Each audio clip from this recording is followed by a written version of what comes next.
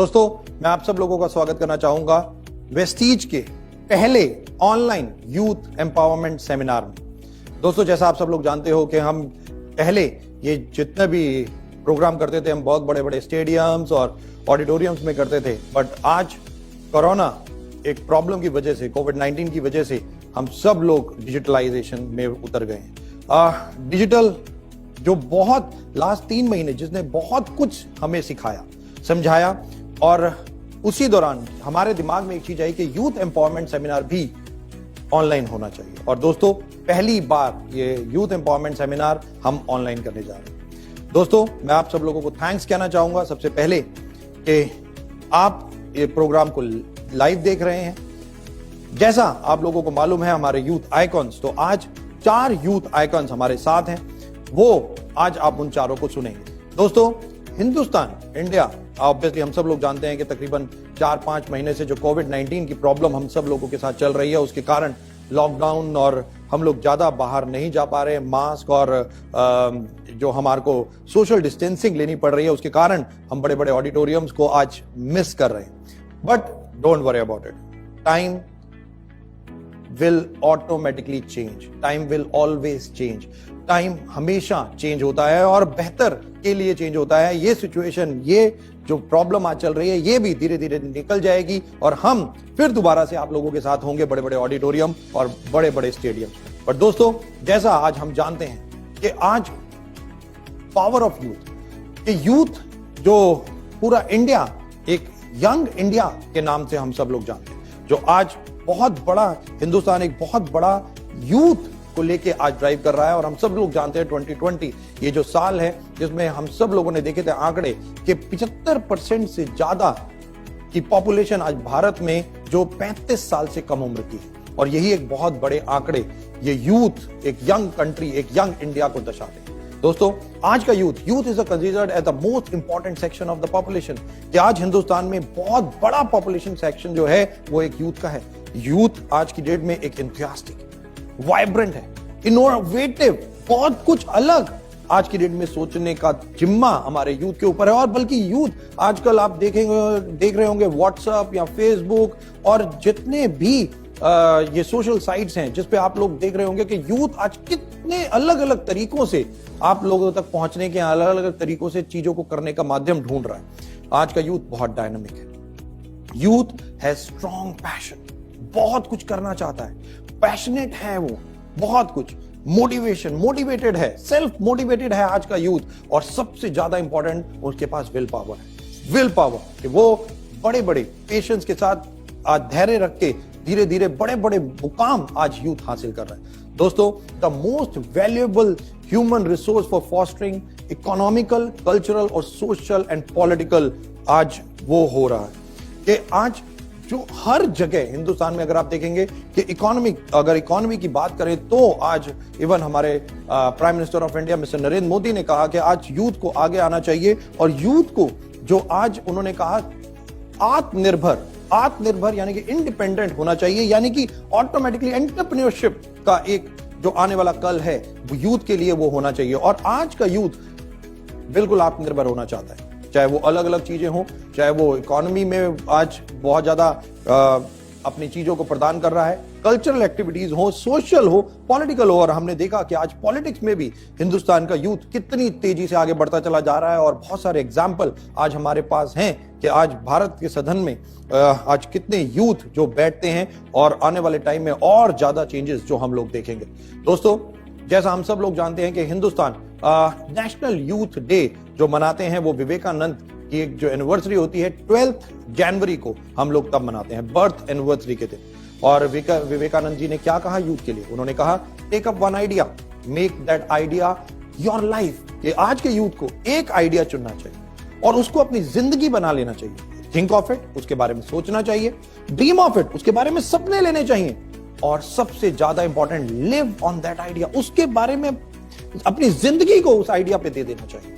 जो उसने सोचा है, जिसके सपने वो ले रहा है, बस उसको साक्षात करने के लिए उसे लग जाना चाहिए। And this is the way to success. यही नहीं, हमारे late president doctor APJ Abdul Kalam, उन्होंने क्या कहा? उन्होंने कहा, the youth need to be enabled to become job generators from job seekers, कि आज के युवा को, यूथ को जॉब सीख यानी कि लेने के लिए नहीं, बल्कि ऐसा कुछ करना चाहिए कि वो लाखों लोगों को जॉब दे। यानी कि अगेन एंटरप्रेन्योरशिप जिसके बारे में बात कर रहे हैं कि यूथ को आज अपने आत्मनिर्भर होके ना ही केवल अपने बारे में सोचना चाहिए, बल्कि उसको कुछ ऐसे काम करने चाहिए जिससे और लोगों की जिंदगियों को वो बदल सके। यही नहीं दोस्तों, हमारे prime minister mister Narendra Modi, उन्होंने क्या कहा? उन्होंने कहा द यूथ के लिए आज 3 C सबसे ज्यादा इंपॉर्टेंट है। 3 C's मैं बात कर रहा हूं दोस्तों, और सबसे पहले उन्होंने कहा कलेक्टिविटी, दूसरा उन्होंने कहा कनेक्टिविटी, और तीसरा उन्होंने कहा क्रिएटिविटी। यस, पहला collectivity, collect lot of knowledge, बहुत सारी चीजें डिफरेंट टाइप, जितना आप एनहांस कर सकते हो ब्रेन को, अपने एम्पावर कर सकते हो, अलग अलग चीजों को सीख के कलेक्ट कर सकते हो इंफॉर्मेशन को, जो बहुत इंपॉर्टेंट है।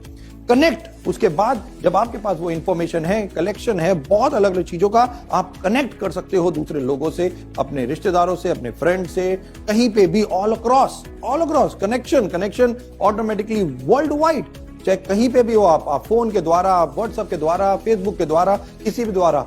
और तीसरा जो सबसे ज्यादा इंपॉर्टेंट है आज के यूथ को, क्रिएटिव। और राधा मैं क्रिएटिविटी के साथ साथ एक और चीज कहना चाहूंगा, क्रिएशन भी बहुत इंपॉर्टेंट है। क्रिएटिविटी यानी कि ऑटोमेटिकली आज क्रिएटिविटी, अलग अलग चीजों को करना, जो एक बहुत इंपॉर्टेंट चीज कि हमें कुछ अलग काम करना और अलग तरीके से करना, ये दोनों चीजें बहुत इंपॉर्टेंट है। और यही चीज हमारे प्राइम मिनिस्टर मिस्टर मोदी ने कहा, और उन्होंने कहा कि इस तीनों चीजों को यूज करके, टेक्नोलॉजी को यूज करके आज लोगों को, मतलब यूथ को आज ऑटोमेटिकली लोगों तक पहुंचना चाहिए, और यही बहुत इंपॉर्टेंट है। और आज मैं आपको बता दूं दोस्तों, ये जो चीजें आज हमारे बड़े बड़े लोगों ने कही, आज वेस्टीज में ये सब चीजें आज पॉसिबल है, और रादर हो रही हैं। और आज उनमें से 4 लोगों को आप सुनेंगे, और मैं गारंटी करता हूं जब आप ये चारों लोगों को सुनेंगे, जो चारों यूथ आइकॉन्स, जब आप इनकी स्टोरी सुनेंगे और आपको पता चलेगा कि किस प्रकार से इन्होंने वेस्टीज में आके अपनी जिंदगी को बदला। यही नहीं, आज अगर हिंदुस्तान की मैं बात करूं और हिंदुस्तान में यूथ की बात करूं दोस्तों, तो a country ability and potential for growth is determined by the size of its youth population. जैसा हम सब लोग जानते हैं, तकरीबन 130 करोड़ से ज्यादा की आबादी वाले इस कंट्री में आज यूथ पॉपुलेशन ह्यूज।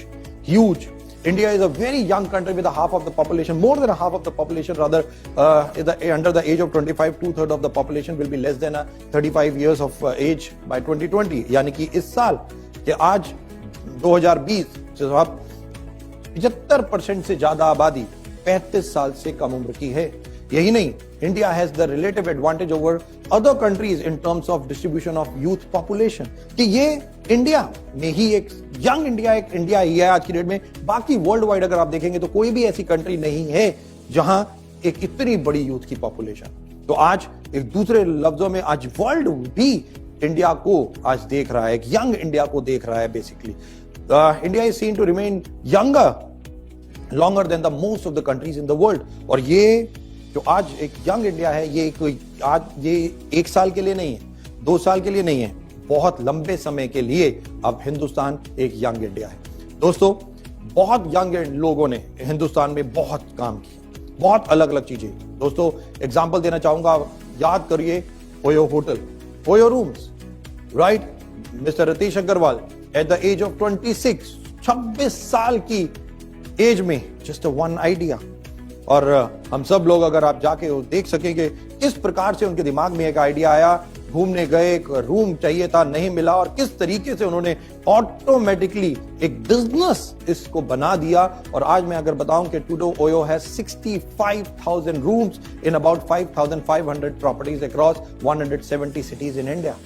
यही नहीं, mister Bhavish Aggarwal at the age of 34, Ola cab, हम सब लोग जानते हैं ओला कैब्स के बारे में, हम सब लोग ओला कैब्स को यूज करते हैं। आपको पता होगा पहले हमें वेट करना पड़ता था कि कब हमारी कैब आएगी, हम घर पे वेट करते थे, जब आती थी कितना समय लगेगा हमें कुछ नहीं मालूम होता था, डेस्टिनेशन पे हम कब पहुंचेंगे हमें कुछ नहीं मालूम होता था। बट आज हम कैब को अपने मोबाइल फोन से, ऐप से बुक करते हैं, कितने देर में वो हमारे पास पहुंच रही है, और उसके बाद डेस्टिनेशन तक पहुंचने में कितना वक्त लगेगा, हमारे पास सारी की सारी इंफॉर्मेशन होती है। हम अपने आप को प्लान कर सकते हैं, जस्ट वन आइडिया। दोस्तों, यही नहीं, अगर स्पोर्ट्स में बात करूं, बहुत अगर मैं थोड़ा सा आपको पहले लेके जाऊं, तो आज से 15-20 साल पहले जब भी कॉमनवेल्थ गेम होते थे, एशियाड होते थे या कोई भी गेम्स होते थे, तो ऑटोमेटिकली भारत, इंडिया को अगर हमें देखना होता था तो हम लोग अक्सर देखते थे कि इंडिया को ऊपर से नहीं, नीचे से इंडिया कहीं ना कहीं पदक तालिका में होता था। बट आज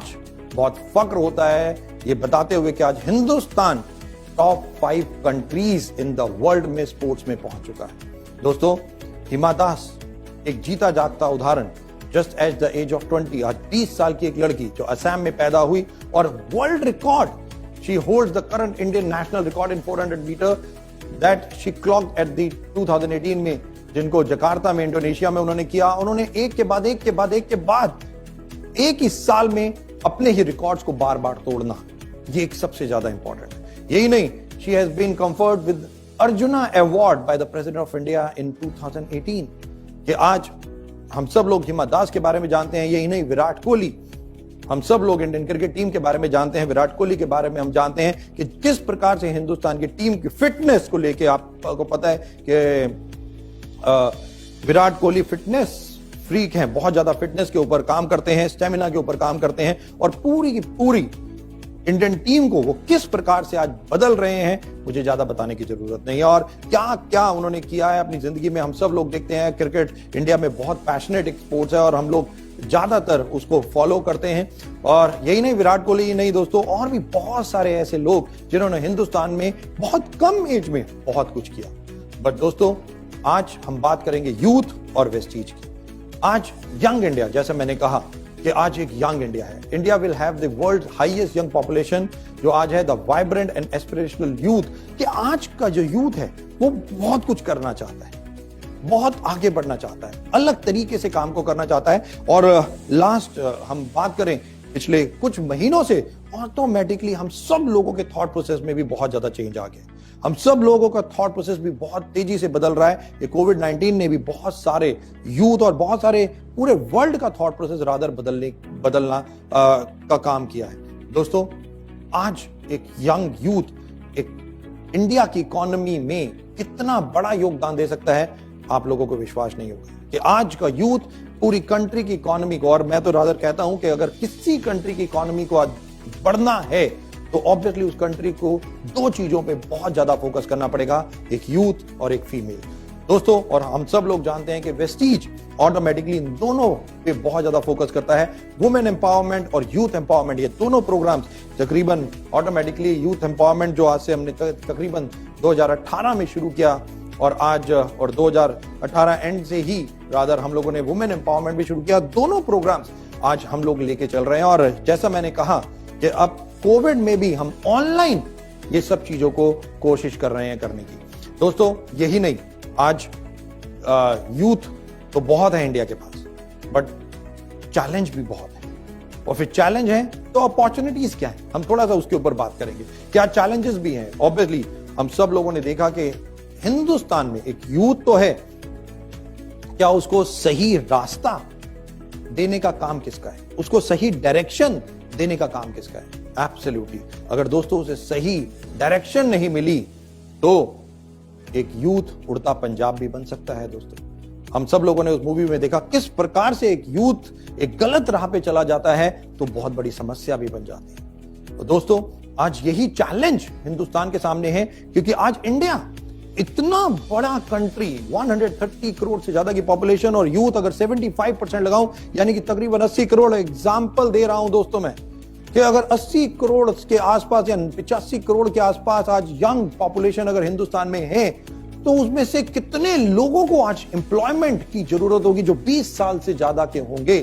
रफली मैं जनरली बता रहा हूं कि अगर 30 करोड़, 35 करोड़ या 40 करोड़, 50% भी मैं ले लूं, अगर उन लोगों को भी आज जॉब चाहिए, एम्प्लॉयमेंट चाहिए, तो वो कहां से मिलेगा? हम सब लोगों को मालूम है, बल्कि पिछले 3 महीनों में तो और ज्यादा प्रॉब्लम हो गई। रादर जिनके पास जॉब्स थी उनकी जॉब्स भी खत्म हो गई। मैं नहीं कह रहा दोस्तों, हम लोगों ने कितने न्यूज़पेपर में, आर्टिकल में हम पढ़ रहे हैं कि कितनी कंपनीज बंद हो रही हैं, एम्प्लॉयज को निकाल रही हैं। उनके सामने उनकी लाइफ एक चैलेंज उनके सामने चैलेंज है। आज 7%, अगर मैं आंकड़े बताऊं, 7 अप्रैल से पहले तकरीबन भारत में अनएम्प्लॉयमेंट रेशियो जो 7% के आसपास थी, जो आंकड़े बताए जाते हैं और तकरीबन अप्रैल के बाद वो तकरीबन 27% के से भी ज्यादा पहुंच चुके। और ये मैं अप्रैल 2020 की बात कर रहा हूं। अगर आज हम जून में हैं तो आप लोग समझ सकते हैं कि कितना बड़ा अनएम्प्लॉयमेंट या कितने लोगों को आज जॉब और कितना कुछ चाहिए, सर्वाइवल कितना मुश्किल है। बट दोस्तों चिंता मत कीजिए, बिकॉज अगर ये चैलेंज है तो एक अपॉर्चुनिटी भी है, और वो अपॉर्चुनिटी है, यस एब्सोल्युटली राइट, वेस्टीज, जहां पे आपको कोई पैसे लगाने की जरूरत नहीं, जहां पे केवल आपको अपने आप को इन्वॉल्व करने की जरूरत है, आपके अपलाइन, आपके मेंटर्स, आपके एम्बेसडर से सीखने की जरूरत है।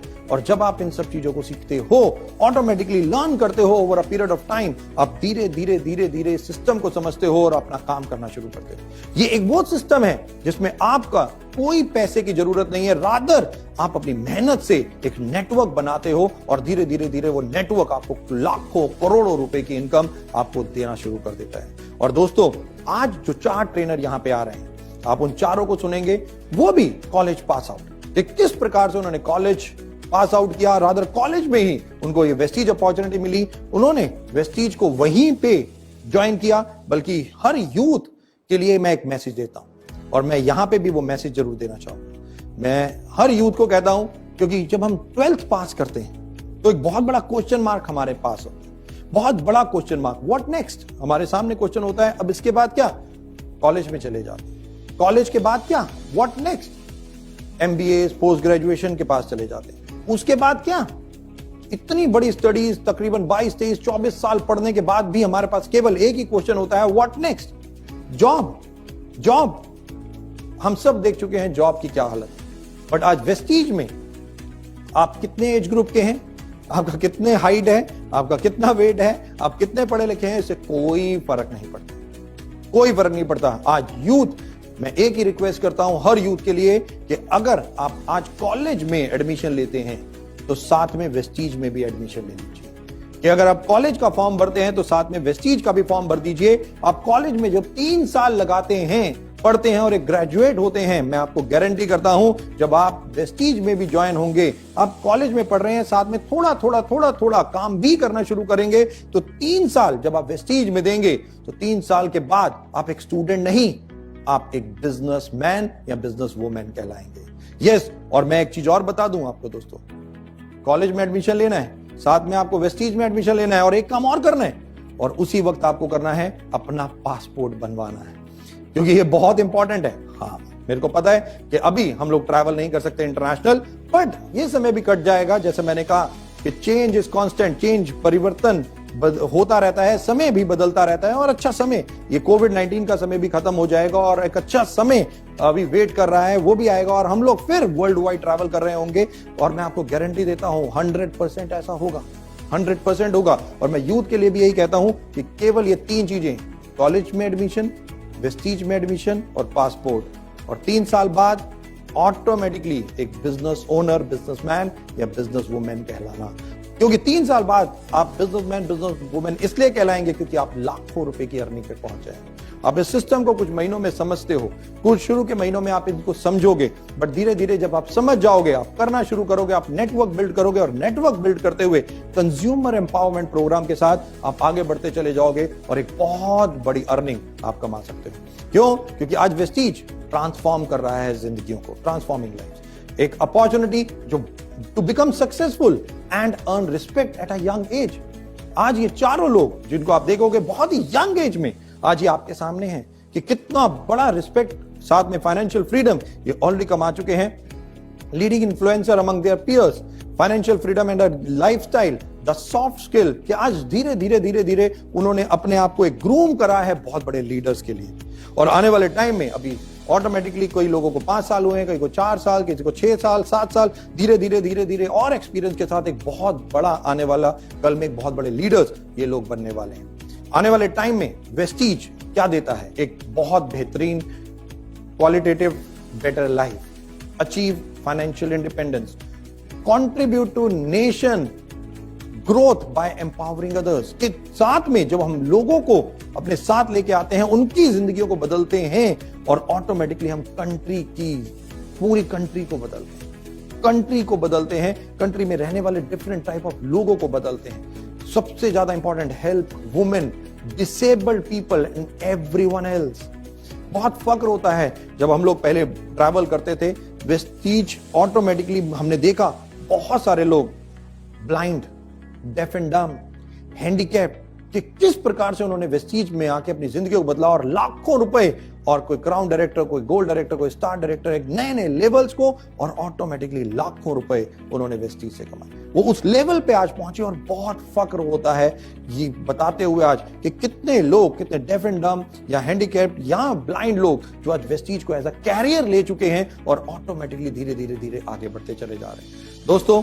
और यही एक जो सबसे ज्यादा इंपॉर्टेंट चीज है, वेस्टीज हम लोगों को पता है कि तकरीबन 16 साल से ज्यादा का सफर हो चुका है। अभी 2 जून को हम लोगों ने 16th एनिवर्सरी हमने की, और इन 16 सालों के बाद इस बहुत बड़े सफर में बहुत सारे लाखों करोड़ों लोगों की जिंदगी को बदला। आज वेस्टीज में, जैसा हम सब लोगों को पता है कि 6 डिस्ट्रीब्यूटर से शुरू हुई, आज तकरीबन 2.25 करोड़ से ज्यादा फैमिलीज आज वेस्टीज में जुड़ चुकी है। दोस्तों, last but not the least, मैं केवल आप लोगों को एक ही चीज कहना चाहूंगा, क्योंकि अब ये जो 4 यूथ आइकन्स आपके सामने होंगे, मैं आपसे रिक्वेस्ट करूंगा कि प्लीज इन्हें ध्यान से सुनिए कि किस प्रकार से इन्होंने वेस्टीज को चुना और धीरे धीरे धीरे धीरे अपनी जर्नी वेस्टीज में इन्होंने कैसे बनाई और आज ये किस मुकाम पे पहुंचे। Last but not the least, thank you so much. और मैं अब बुलाना चाहूंगा हमारे पहले स्पीकर जो आज यहां पे हैं। मैं चाहूंगा एक बार जोरदार तालियां for mister Dinesh Kadam. Good morning, everybody. This is Dinesh Kadam representing myself in Youth Empowerment Session. I welcome you all in first Yes program. जैसा कि आप सब लोग जानते हैं कि आज वेस्टीज पूरे इंडिया के अंदर में एक ऐसी ऑर्गेनाइजेशन बन पाई है जहां पे बहुत सारे यूथ्स मेरे ऐसे कामयाबी हासिल कर पा रहे हैं और अपनी जिंदगी के अंदर में एक बेटर अपॉर्चुनिटीज की तलाश कर रहे हैं। और मैंने भी इस ऑर्गेनाइजेशन को आज से लगभग 4 साल पहले जाना था। और before I come to my story regarding Vestige, मैं इससे पहले कि आपको वेस्टीज के बारे में कुछ बताऊं और सिखाऊं और अपने बारे में कुछ ये शेयर करूं, let me tell you something from my past कि मैं क्यों वेस्टीज के अंदर में आया और मैंने यहाँ पे सक्सेस कैसे हासिल की। So the journey starts from 25 years before, जब मैंने जन्म लिया। बिल्कुल आपने ठीक अंदाजा लगाया कि मैं आज 25 साल का हो चुका हूं और मैंने यूपी उत्तर प्रदेश के अंदर में बुलंदशहर में मेरा जन्म हुआ। उसके बाद में मेरे पेरेंट्स मुझे दिल्ली के अंदर में लेकर के आए और पढ़ाई लिखाई के स्टडी के पर्पज से मैं दिल्ली के अंदर में आया। जैसा कि आप सब लोग रिलेट कर सकते हैं कि एक आम मिडिल क्लास फैमिली के अंदर में अगर फादर और मदर इलिटरेट हो तो उनका एक ही सपना होता है कि कैसे ना कैसे करके उनके बच्चे पढ़ाई लिखाई करके एक अच्छी जॉब को हासिल करें। विद द सेम थॉट मेरे फादर ने मुझे दिल्ली के अंदर में स्कूल में एडमिशन कराया और सारी चीजें बहुत बढ़िया थी। मैं आप सब लोगों को ये बताना चाहता हूं कि मैं बचपन से लेकर के नर्सरी से लेकर के 10th क्लास तक टॉप स्टूडेंट के अंदर में रहा हूं। मैंने हमेशा क्लास के अंदर में फर्स्ट पोजीशन एक्वायर की है। जब बहुत समझदार नहीं था, मैं अगर 5वीं या 6ठी क्लास की बात करूं, जब मैं 5th या 6th क्लास के अंदर में था, तो मैंने ये फील किया कि फैमिली के अंदर में कुछ ना कुछ ऐसे चैलेंजेस हैं जो मुझे समझ में नहीं आ रहे हैं। मैंने ये नोटिस किया कि मेरे फादर और मदर आपस में कुछ बातें किया करते थे और उनके लाइफ में कुछ चैलेंजेस थे जो मुझे समझ में नहीं आ रहे थे। But being the Elder one in my family, क्योंकि मैं सबसे बड़ा था, तो मुझे पता था कि कुछ ना कुछ चीजें तो ऐसी हैं जो कि सही नहीं जा रही हैं। तो मुझे कुछ दिनों के बाद में समझ में आया कि there are some financial issues and financial crisis in our family, और मैं अपनी फैमिली के साथ में कहीं ना कहीं उन चीजों को समझ पा रहा था, देख पा रहा था।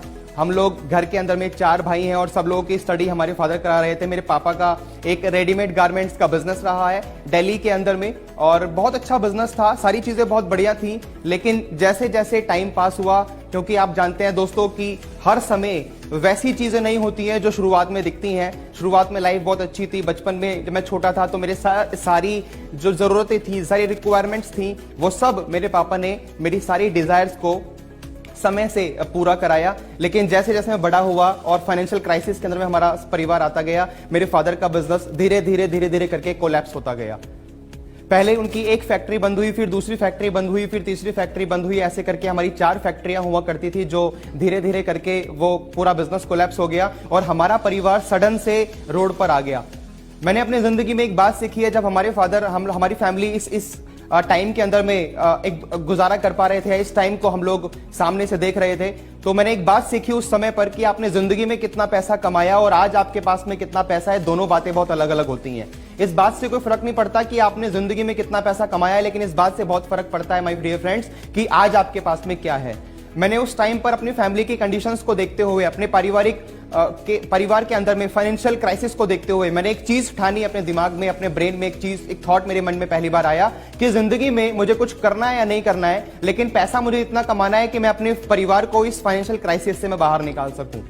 जैसे जैसे मैं बड़ा होता गया वैसे वैसे मैं अपनी पढ़ाई पर और ध्यान देता गया, और कहीं ना कहीं पे उस टाइम पर मैं आपको जरूर शेयर करना चाहूंगा, जब मेरे फादर का पूरा बिजनेस खत्म हो गया तो मेरे फादर ने एक ऑटो ड्राइवर का काम करना शुरू किया। वो दिन में ऑटो चलाया करते थे, कुछ 7,000 8,000 रुपए जो वो कमाया करते थे महीने के, उससे पूरे परिवार का गुजारा नहीं हुआ करता था। तो कहीं ना कहीं मेरे फादर ने एक और जॉब ज्वाइन की, पार्ट टाइम तो हम उसको वैसे कहेंगे, लेकिन वो पूरा टाइम वहां पर दिया करते थे। दिन में वो ऑटो ड्राइव किया करते थे और रात को वो एक शाहदरा दिल्ली, अगर आपने सुना होगा तो शाहदरा दिल्ली के अंदर में एक पीएनबी का एटीएम है जहां पर उन्होंने सिक्योरिटी गार्ड की जॉब भी करना शुरू किया। आज मैं उस मोमेंट को सोचता हूं तो मैं बहुत इमोशनल हो जाता हूं। मेरे फादर ने 24 23 22 घंटे तक काम करके हम लोगों को बेटर अपॉर्चुनिटीज, बेटर स्टडीज देने की कोशिश की। और बचपन से मैंने यही सुना था कि बेटा पढ़ो लिखो और अच्छी नौकरी करो, पढ़ो लिखो और अच्छी नौकरी करनी है, और मैं अपनी पढ़ाई को हमेशा बेस्ट बनाता गया। एक समय हमारी जिंदगी के अंदर में आया जब मेरे फादर का पूरा बिजनेस खत्म हो गया। हम लोग दिल्ली के अंदर में पिछले 22-23 साल से रह रहे हैं, लेकिन मेरे फादर ने सारे काम किए, बहुत अच्छा किया, मैंने बहुत कुछ उनसे सीखा है, मैं आज भी उनको अपना रोल मॉडल मानता हूं। लेकिन वो अपना एक घर खुद का नहीं बना पाए दिल्ली के अंदर में।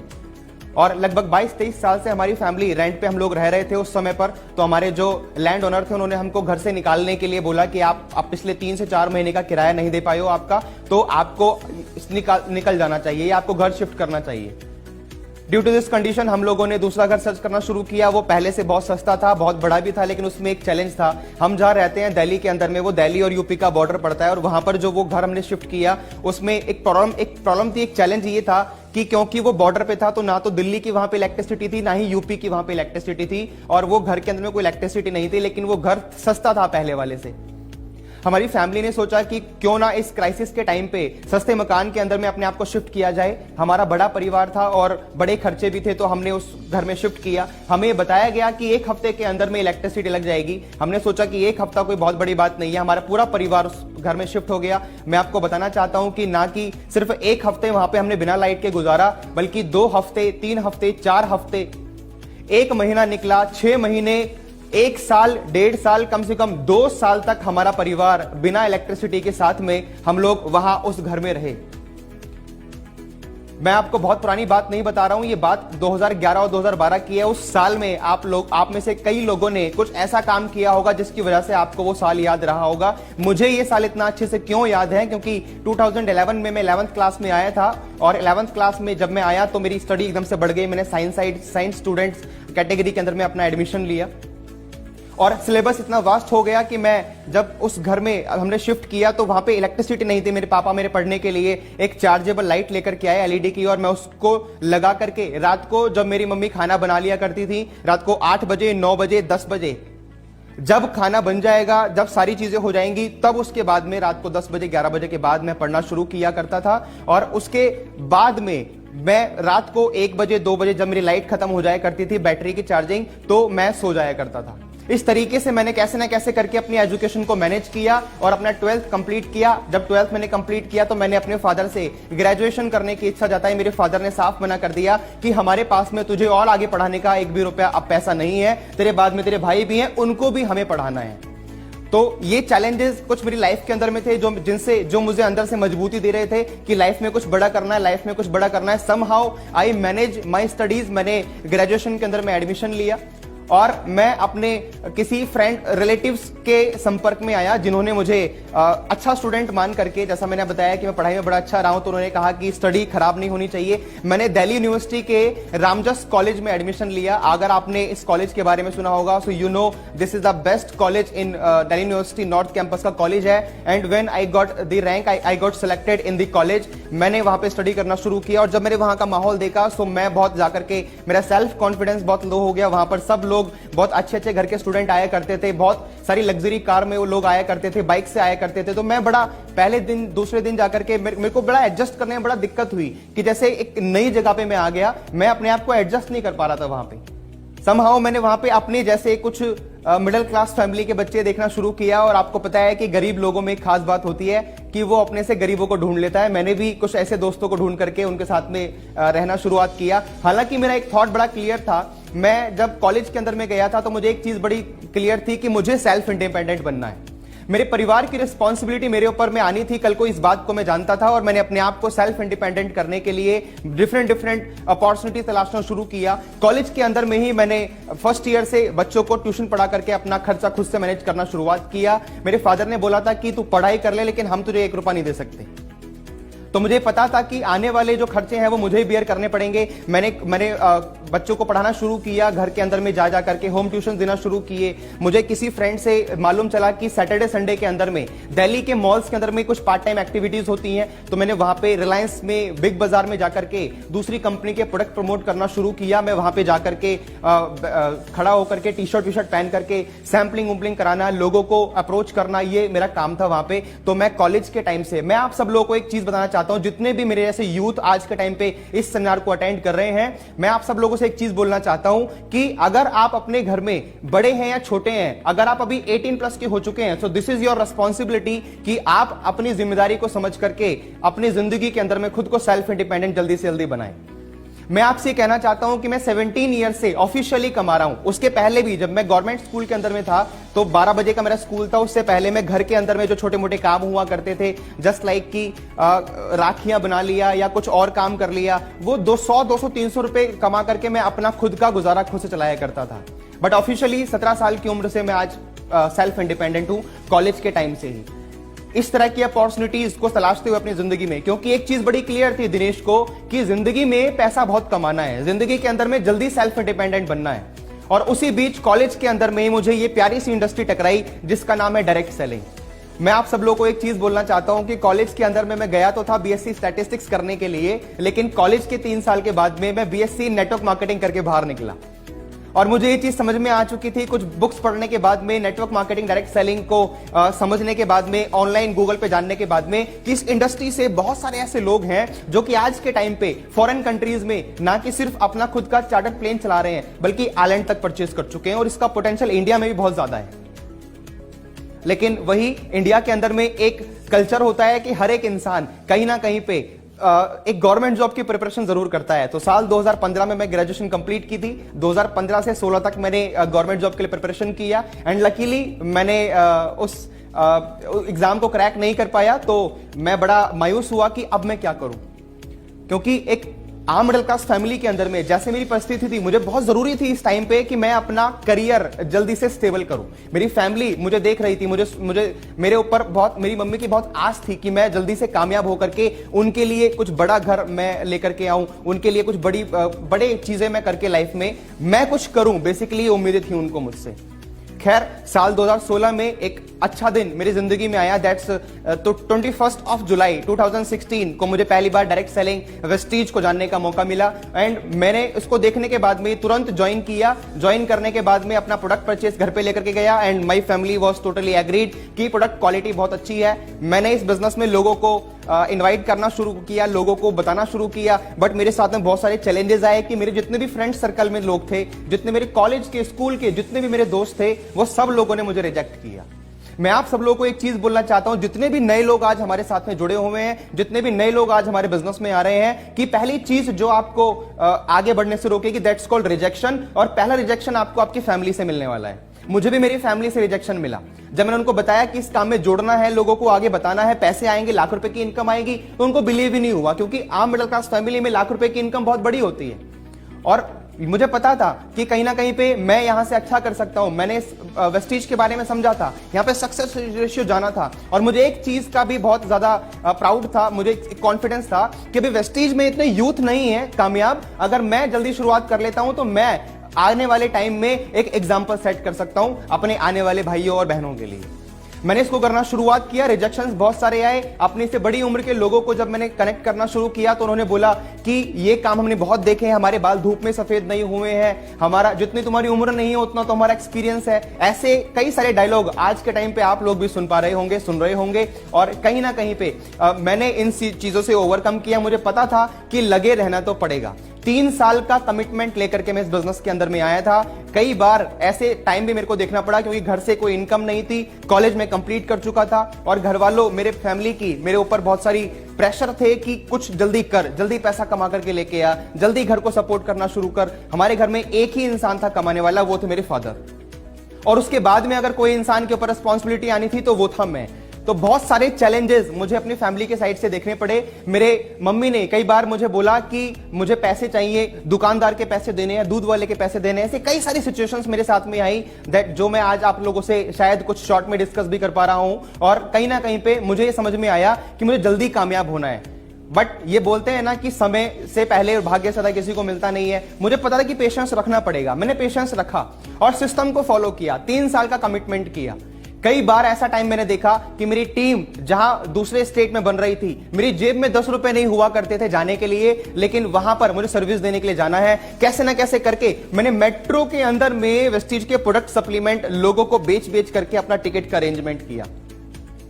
मैंने ऑटो के अंदर में साइड में बैठ करके, साइड में लटक करके और दूसरी साइड जो बैठा हुआ है उस इंसान से प्रोस्पेक्टिंग करके उसका नंबर लेकर के मैंने उन लोगों पे ऊपर काम करना शुरू किया। शुरुआत में बहुत चैलेंज था नए लोगों के ऊपर काम करने में। गेस्ट लिस्ट बिल्कुल नहीं थी, बहुत सारे चैलेंजेस थे, लेकिन मेरे को मालूम था कि सिस्टम, वेस्टीज का सिस्टम बड़ा मजबूत है। मुझे मालूम था कि सिस्टम में वो पावर है जो आपको आपके जीवन के अंदर में वो सारी डिजायर्स और आपके ड्रीम्स को पूरा करने में आपकी हेल्प कर सकता है, जो एक आम इंसान सोचने की शायद या तो हिम्मत नहीं करता या कहीं ना कहीं पे उन सारे ड्रीम्स को दबा देता है जो बचपन में उसने कभी ना कभी देखे थे। हम सभी लोगों ने अपने बचपन में बड़ा करने का कुछ ना कुछ लाइफ में सोचा था। हर किसी इंसान ने जब ऊपर से प्लेन निकला था तो उसको देख करके एक ना एक बार ये बोला था कि मैं भी बड़ा होकर के प्लेन परचेज करूंगा। हम में से हर किसी इंसान की नजरें घूमती हैं उस कार के साथ में जब कोई लंबी सी लग्जरी कार हमारे सामने से निकलती है। दोस्त, एक बात तो आप मानेंगे कि छुपे हुए ड्रीम्स तो हम सबके अंदर होते हैं, लेकिन हमारा जो समाज है, हमारी जो सोसाइटी है, वो हम लोगों को कहीं ना कहीं क्रिटिसाइज करते हुए वो हमारे सारे ड्रीम्स नहीं मारती है, बल्कि हमारे ड्रीम्स को देखने की क्षमता को खत्म कर देती है। मैं आप सब लोगों को इनवाइट करता हूं डायरेक्ट सेलिंग में, मैं आप सब लोगों को इनवाइट करता हूं वेस्टीज ऑर्गेनाइजेशन के अंदर में, जहां पे आज मेरे जैसे कई सारे यूथ्स सक्सेसफुल हैं। मैं इस बिजनेस के अंदर में पहले महीने 78 रुपीज के चेक्स के साथ में आगे बढ़ना शुरू किया। पहले महीने की इनकम थी 78 रुपीज, दूसरे महीने की इनकम थी 127 और तीसरे महीने की इनकम थी लगभग 968 रुपए। और इस तरह के साथ में बढ़ते बढ़ते बढ़ते बढ़ते आज 4 साल में कंप्लीट कर चुका हूं वेस्टीज के अंदर में। और जो मेरे महीने की आज जो हाईएस्ट चेक है वो है लगभग 3,84,531 रुपए। आप चाहें तो अप्लॉज भी कर सकते हैं। और मैंने इस बिजनेस में ना कि सिर्फ इनकम कमाई, बल्कि खुद के लिए एक 12.25 लाख रुपए की मैं एक कार परचेज करके लेकर के आया, जिसका नाम है विटारा ब्रेजा, जो आज मैं चलाता हूं। बड़ी बात नहीं है कि दिनेश आज के टाइम पे 4.25 लाख रुपए कमाता है, लेकिन बड़ी बात यह है कि एक 8,000 रुपए कमाने वाले का बेटा 4.25 लाख रुपए कमाता है। यह बड़ी बात है। बड़ी बात नहीं है कि मेरे पास ब्रेजा है, लेकिन बड़ी बात यह है कि जिस घर में एक साइकिल तक ना थी आज से 4 साल पहले, आज उस घर के अंदर में एक कार हम लोग ड्राइव करते हैं, हमारी पूरी फैमिली उसको एंजॉय करती है। यह एक बड़ी बात है। आज मेरी फैमिली के अंदर में, इवन मेरे खानदान के अंदर में किसी का पासपोर्ट तक नहीं है, लेकिन मैं एक अपने खानदान में I am the first child of my family, जो कि ना सिर्फ पासपोर्ट बनवाया मैंने, और बल्कि मैं 5 बार विदेश यात्रा यहां से करके आ चुका हूं। 5 बार मैं यहां से फॉरेन घूम करके आया। पहली बार मैं गया यहां से Malaysia, second time Thailand, and third time मैं यहां से गया south Africa, and fourth time मैं यहां से गया सिंगापुर, एंड अभी कुछ महीनों पहले बिफोर दिस लॉकडाउन पीरियड मैं अभी बैंकॉक पटाया घूम करके आया हूं पूरी टीम के साथ में। बहुत मजा आता है, हम लोग बहुत एंजॉय करते हैं। मैं आप सब लोगों से कहना चाहता हूं कि जो आज के चैलेंज है हमारे, जो आज आप सब लोगों को परेशान कर रहे हैं, वो सारे चैलेंज के साथ में ही हम लोगों ने काम करना शुरू किया। उन्हीं चैलेंज के साथ में हम लोग आगे बढ़े। मैंने इस बिजनेस के अंदर में बहुत सारे चैलेंजेस देखते हुए, लाइफ के बहुत सारे चैलेंजेस देखते हुए आज ये समझ में आता है कि आफ्टर बिकमिंग सक्सेसफुल, जब आप सफलता हासिल कर लेते हो तो बहुत सारे लोग आकर के आपको एडमायर करते हैं। वो लोग भी आकर के आपको बोलेंगे कि हमें तो पता था कि ये पक्का कर जाएगा, जाएगा जिस इंसान ने आपको आज से 3 साल 4 साल पहले रिजेक्ट किया था या मना किया था। लोग आपको आकर के ज्वाइन करना शुरू कर जाते हैं और मेरे साथ भी आज के टाइम पे ऐसा होता है। मैं जहां कहीं भी जाता हूं, मैं जिस स्टेट के अंदर में जाता हूं, जिस जगह पे मैं सेमिनार करने के लिए जाता हूं, वहां पर पहले से लोग मेरा वेलकम करने के लिए अवेलेबल रहते हैं। बहुत अच्छा लगता है इस तरह की लाइफस्टाइल जब कोई लोग कहता है कि सर आपकी वजह से मेरी जिंदगी में कुछ परिवर्तन आया। आज बड़ा अच्छा लगता है कहते हुए कि लॉकडाउन के पीरियड में भी आज टीम के अंदर में लगभग 60 से 70 लोग ऐसे हैं जो कि 10,000 रुपए से लेकर के लगभग 3.5 लाख रुपए तक एक महीने का अर्न कर पा रहे हैं। This is the opportunity which opens the door to a normal middle class family. मैं आप सब लोगों से कहना चाहता हूं कि आप इस बिजनेस को ना कि सिर्फ सीरियसली लेकर के करना शुरू करें, बल्कि अपने परिवार के लिए, अपने उन दोस्तों के लिए, बल्कि उन सब लोगों के लिए आप एक रोल मॉडल बन सकते हैं। आप इंस्पिरेशन बन सकते हैं कई सारे लोगों की और आपको देख करके लोग इस बिजनेस को कल को ज्वाइन करना शुरू कर जाएंगे। Take the commitment and take the first step also. अगर आप इस बिजनेस में लगे रहे और सिस्टम को फॉलो करते रहे तो 3 साल की कमिटमेंट के साथ में जितने भी नए लोग हैं, मैं आप सब लोगों से कहना चाहता हूं, इफ यू आर, अगर आपको लगता है कि अगर आप कमिटमेंट नहीं कर सकते हैं 3 साल की, देन मैं आप सब लोगों को बोलना चाहता हूं कि आपको 1000 रिजेक्शंस फेस करनी है। 1000 ना सुननी है आपको लोगों की। 1000 बार ना सुन करके जो इंसान इस बिजनेस के अंदर में अपने आप को आगे बढ़ाएगा, उसकी लीडरशिप ऐसी होगी, वो ऐसे नाइफ की तरह शार्प हो जाएगा, चाकू की तरह आप शार्प हो जाएंगे कि आपकी लीडरशिप बोलेगी, लोग आपको आकर के ज्वाइन करेंगे। जितने भी नए लोग हैं उन सब लोगों से बोलना चाहता हूं, what will you choose? 3 years commitment और 1000 नो। 1000 ना सुननी है। आप में से कोई भी इंसान 1000 ना सुनने के बाद में जब इस बिजनेस में आज के 1 साल, 1.5 साल, 2 साल के बाद में आएंगे तो आप देखेंगे कि आपकी इनकम कम से कम 1 लाख रुपए क्रॉस हो चुकी होगी। आप इस बिजनेस में कम से कम 1 कार परचेज कर चुके होंगे और कम से कम 1 या 2 फॉरेन ट्रिप भी आप लगा चुके होंगे अगर लॉकडाउन ओवर हो जाता है तो। So I welcome you all in this industry. मैं वेस्टीज में आप सब लोगों का स्वागत करता हूं और जाते जाते आप सब लोगों को एक मैसेज देना चाहता हूं कि इस बिजनेस के अंदर में एक इंसान ऐसा होता है जो हमेशा आपकी कामयाबी के बारे में सोचता है, and that's called your upline. Upline is known as lifeline in this network, in this business. Upline आपकी लाइफलाइन के तरीके से होता है और कभी भी 2 काम जिंदगी में नहीं करने, कभी अपलाइन के साथ में कंपटीशन क्रिएट नहीं करना और कभी अपलाइन से ईगो नहीं लेकर के आना अपलाइन के लिए। एक बहुत अच्छी कहावत मैंने सुनी थी बचपन में अपनी मम्मी से। बोलते हैं अहंकार में 3 गए, धन, वैभव और वंश, ना जानो तो मान लो रावण, कौरव और कंस। तो कभी ईगो डेवलप नहीं करना अपने अंदर में, हमेशा डाउन टू अर्थ रहना है। इस बिजनेस के अंदर में सक्सेस बहुत सारी आएगी। और जाते हुए एक लाइन आप सब लोगों को देना चाहूंगा, ये लाइन मुझे बहुत मोटिवेट करती है। बोलते हैं यूं ही नहीं मिलती राही को मंजिल, यूं ही नहीं मिलती राही को मंजिल, एक जुनून सा जगाना होता है। पूछा चिड़िया से कि कैसे बना ये आशियाना, वो बोली रोजाना भरनी पड़ती है उड़ान और तिनका तिनका उठाना पड़ता है, तिनका तिनका उठाना पड़ता है। Thank you so very much. और अब मैं इस कड़ी में आगे बुलाना चाहता हूं नेक्स्ट यूथ आइकन को, mister Tarun Kanojia. Good morning everyone, this is Tarun Kanojia in front of you. और आज 3 से 4 महीने के बाद, इतनी बुरी पेंडेमिक सिचुएशन आने के बाद फाइनली हमको ऑनलाइन पहला यूथ एम्पावरमेंट सेमिनार करने का मौका मिला है।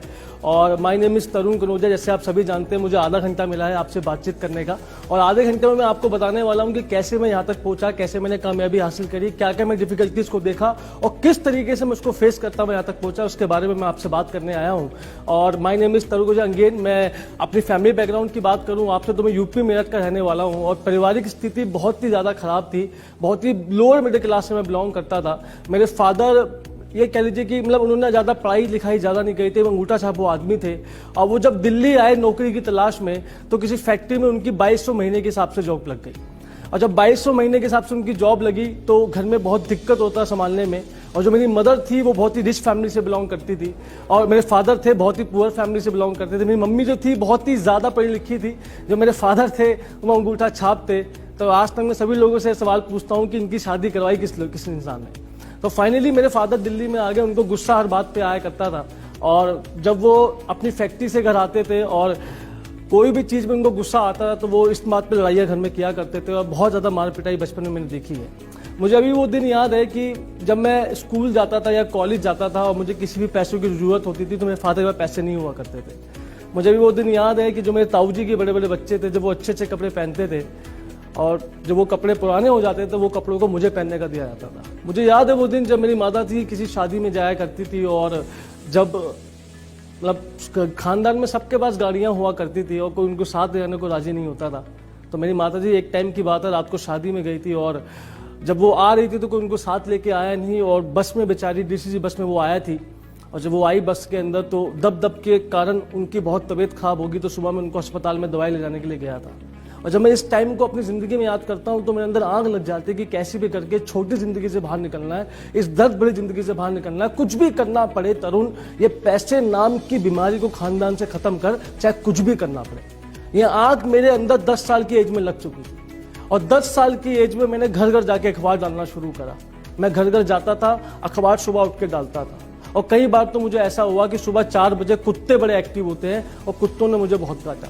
कभी मेरे पैर में काटा, कभी मेरे बैक में काटा और जब कुत्ते मुझे काटते थे तो मुझे महीने का 500 रुपये सैलरी मिलती थी अखबार से और वो 500 रुपये जब अपनी मम्मी जी के मैं हाथ में देता था उनको लगता है जैसे मैं उनको 5 करोड़ रुपये दे रहा हूँ। इतनी वैल्यू थी पैसे की सर उस जमाने के अंदर। और जब मम्मी की आंखों में खुशी देखता था 500 रुपये आने के बाद तो मुझे लगता था कि अगर मैंने 5,000 रुपये कमा लिए, 5 लाख रुपये कमा लिए तो उनकी खुशी कहाँ जा सकती है। क्योंकि जो भी दुख दर्द, जो भी तकलीफ आप जो देख रहे हैं यहाँ पर, जो भी आपके घर में दुख तकलीफ है, जो भी दर्द है, जो भी परेशानियां हैं, उसका 90% जो मेन कारण है वो कहीं नहीं कि पैसा है। आप मानो ना मानो, अगर आप आंखें खोल के देखो तो आपको पता चल जाएगा कि 90% रीजन आपके घर का जो आज है, जो प्रॉब्लम की जड़ है वो पैसा है।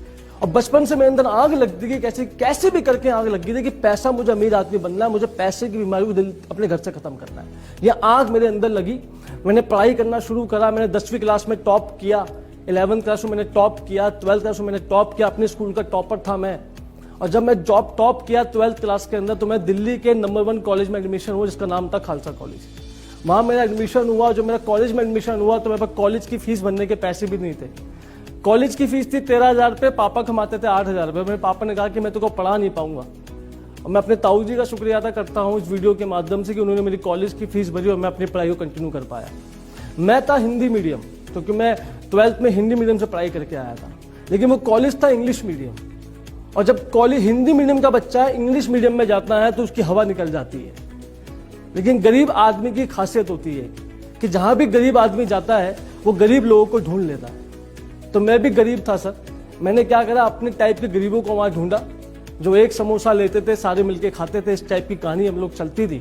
और कॉलेज के 2nd ईयर के अंदर, क्योंकि मुझे अमीर इंसान बनना था, तो कॉलेज के 2nd ईयर के अंदर मुझे एक प्रोग्राम में आने का मौका मिला। मेरे दोस्त ने मुझे कहा कि तुमको जिंदगी अगर बदलनी है तो इस मीटिंग में आ तू। और मैं उस मीटिंग में गया संडे के दिन। ऐसी पूरा सेमिनार था, 200-500 लोग बैठे हुए थे। और जब मैं उस मीटिंग में गया तो मेरी उम्र का लड़का स्टेज पे आके बोलता है कि मेरी महीने की इनकम 2 लाख रुपए है। और वहां बैठ के मैंने ये नोटिस किया कि इसकी भी 2 आंख है, मेरी भी 2 आंख है, इसकी भी एक नाक है, मेरी भी एक नाक है, इसका भी मुंह है, मेरा भी एक मुंह है। अगर मैंने इसकी तरह बोलना सीख लिया, बात करना सीख लिया और नॉलेज के लेवल को मैंने बढ़ा लिया तो मैं भी महीने का 2 लाख कमा सकता हूं। ये बात मैंने वहां सोची और मैंने सोचा कि अगर मैं इसकी तरह बोलना सीख गया तो मैं भी आगे बढ़ सकता हूं। और मैंने उस कंपनी में अपने आप को ज्वाइनिंग करवाया। लगभग 3-4 साल मैंने उस कंपनी में काम करा, लेकिन मुझको तरक्की नहीं मिली। लेकिन बोलना, बात करना मैंने वहां से सीख लिया था। और जिंदगी में कसम मैंने खा ली थी कि जिंदगी में सारे काम कर लूंगा, लेकिन जोड़ने तोड़ने वाला काम कभी जिंदगी में नहीं करूंगा। इस काम से इतनी नफरत मुझे हो गई थी कि कोई भी काम, जो बंदा इस काम को करता मुझे मिलता था तो मैं उसको नेगेटिव करता था और बोलता था कि तू इस काम में कभी जिंदगी में मत आइए। और आज की कहानी आप सभी जानते हैं कि फाइनली आज मैं वेस्टीज कर रहा हूं। तो सवाल यह है कि जो इतना नेगेटिव इंसान था, जो कुछ भी करना नहीं चाहता था, वो आज वेस्टीज क्यों कर रहा है? सवाल यह है। मैं आपको उसके पीछे की कहानी सुनाता हूँ। देखिए सर, 28 साल हो गए दिल्ली में रहते हुए, आज तक हमारे पास खुद का मकान नहीं है। मेरे पापा को 28 साल काम करते हुए हो गया, आज तक उनके पास खुद का मकान नहीं है सर। और फाइनली मैंने कसम खाई और मुझे पता था कि मेरी बहन की शादी अभी हुई थी 2-3 साल पहले। और जब जिया जी को हमने सिलेक्ट किया तो हमने देखा कि उनके पास मकान है या नहीं है। और जब जिया जी का खुद का मकान मिला कि उनके पास खुद का मकान है तो अपनी बहन की शादी हमने उनसे करी। और जब मेरी बहन के पास नंबर किसका आया? मेरा। और मुझे अगर शादी करनी है तो मुझे मकान लेना है। और जिस मकान में आज हम रहते हैं वो मेरा दादा जगह खुद का नहीं है। और दिल्ली में जो एक मकान बढ़िया से बढ़िया एरिया में आता है वो कम से कम 1 करोड़ रुपए का आता है। और मैं 18,000 रुपए की नौकरी किया करता था कॉलेज के बाद। मुझे एक बात समझ में आ गई कि पेट भर लूंगा, गुजारा कर लूंगा, लेकिन जिंदगी में कभी मकान मेरा आ नहीं पाएगा इस नौकरी के अंदर। और दूसरी बात कहानी यहाँ बनती है कि जब मैं पिछली कंपनी में था, मेरा एक दोस्त था अक्षय नाम का, थैंक यू करता हूँ भाई, तुझे अगर तू ना होता तो मैं यहाँ तक नहीं पूछता।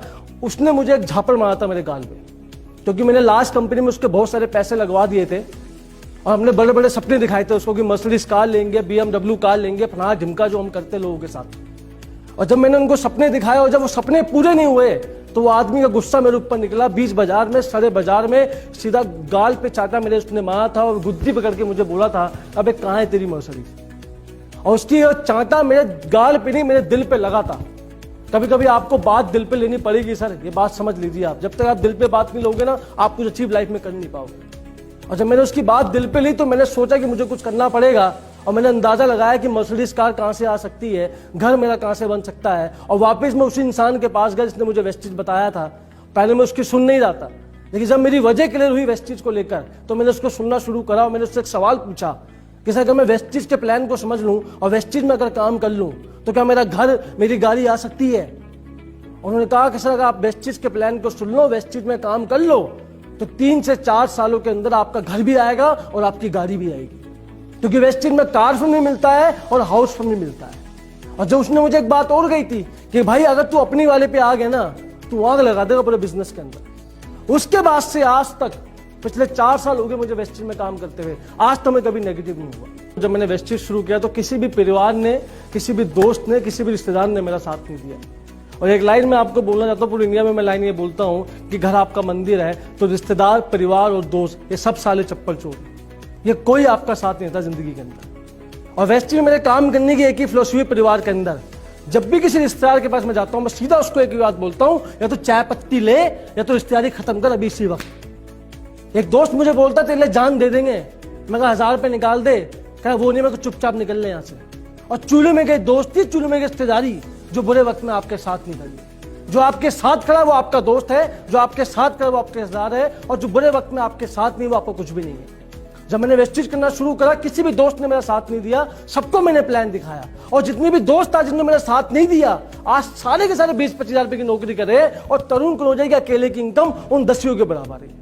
तो एक बात मैं आपको आखिर में बोलना चाहता हूं कि शुरुआत में आपको कोई साथ देने वाला नहीं है, लेकिन आप लगे रहते हैं, टिके रहते हैं, सिस्टम को फॉलो करते रहते हैं, तो आपसे बड़ा जब आप कामयाबी आपको मिलती है तो वापिस वो लोग आपको एक्सेप्ट कर लेते हैं जो शुरुआत में आपको रिजेक्ट करते हैं। जब मैं वेस्टीज में आया, मेरा पहले महीने का चेक था 122 रुपए का।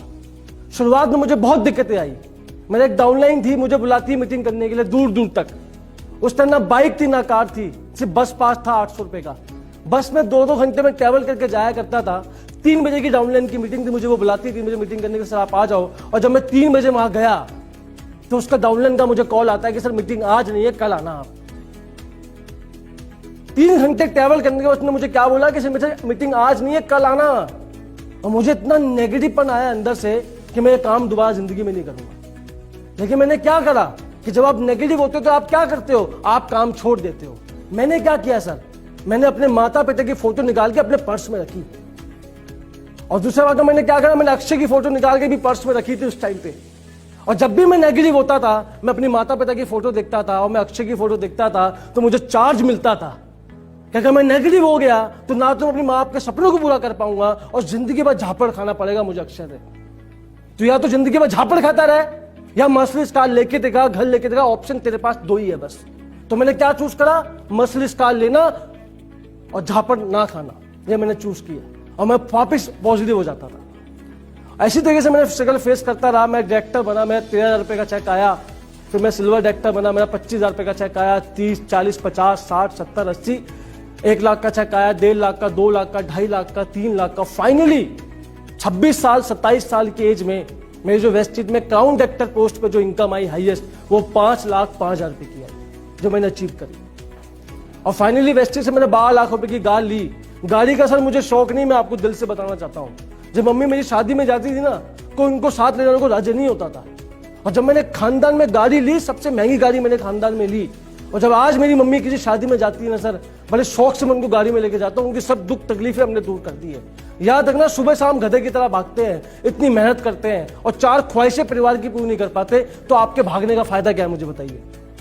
अगर आप वेस्टीज में 2 से 3 साल लग से भाग लेते हैं, ढंग से काम कर लेते हैं, तो आपके वो सारे सपने पूरे हो जाएंगे जिसके लिए आप वेस्टीज में आए हैं। और एक बात मैं आपसे और बोलना चाहता हूं, जब मैंने शुरुआत में काम करना शुरू किया वेस्टीज के अंदर, तो बहुत स्ट्रगल मैंने फेस करा और अपने एक एक सपने को मैंने वेस्टीज में पूरा किया।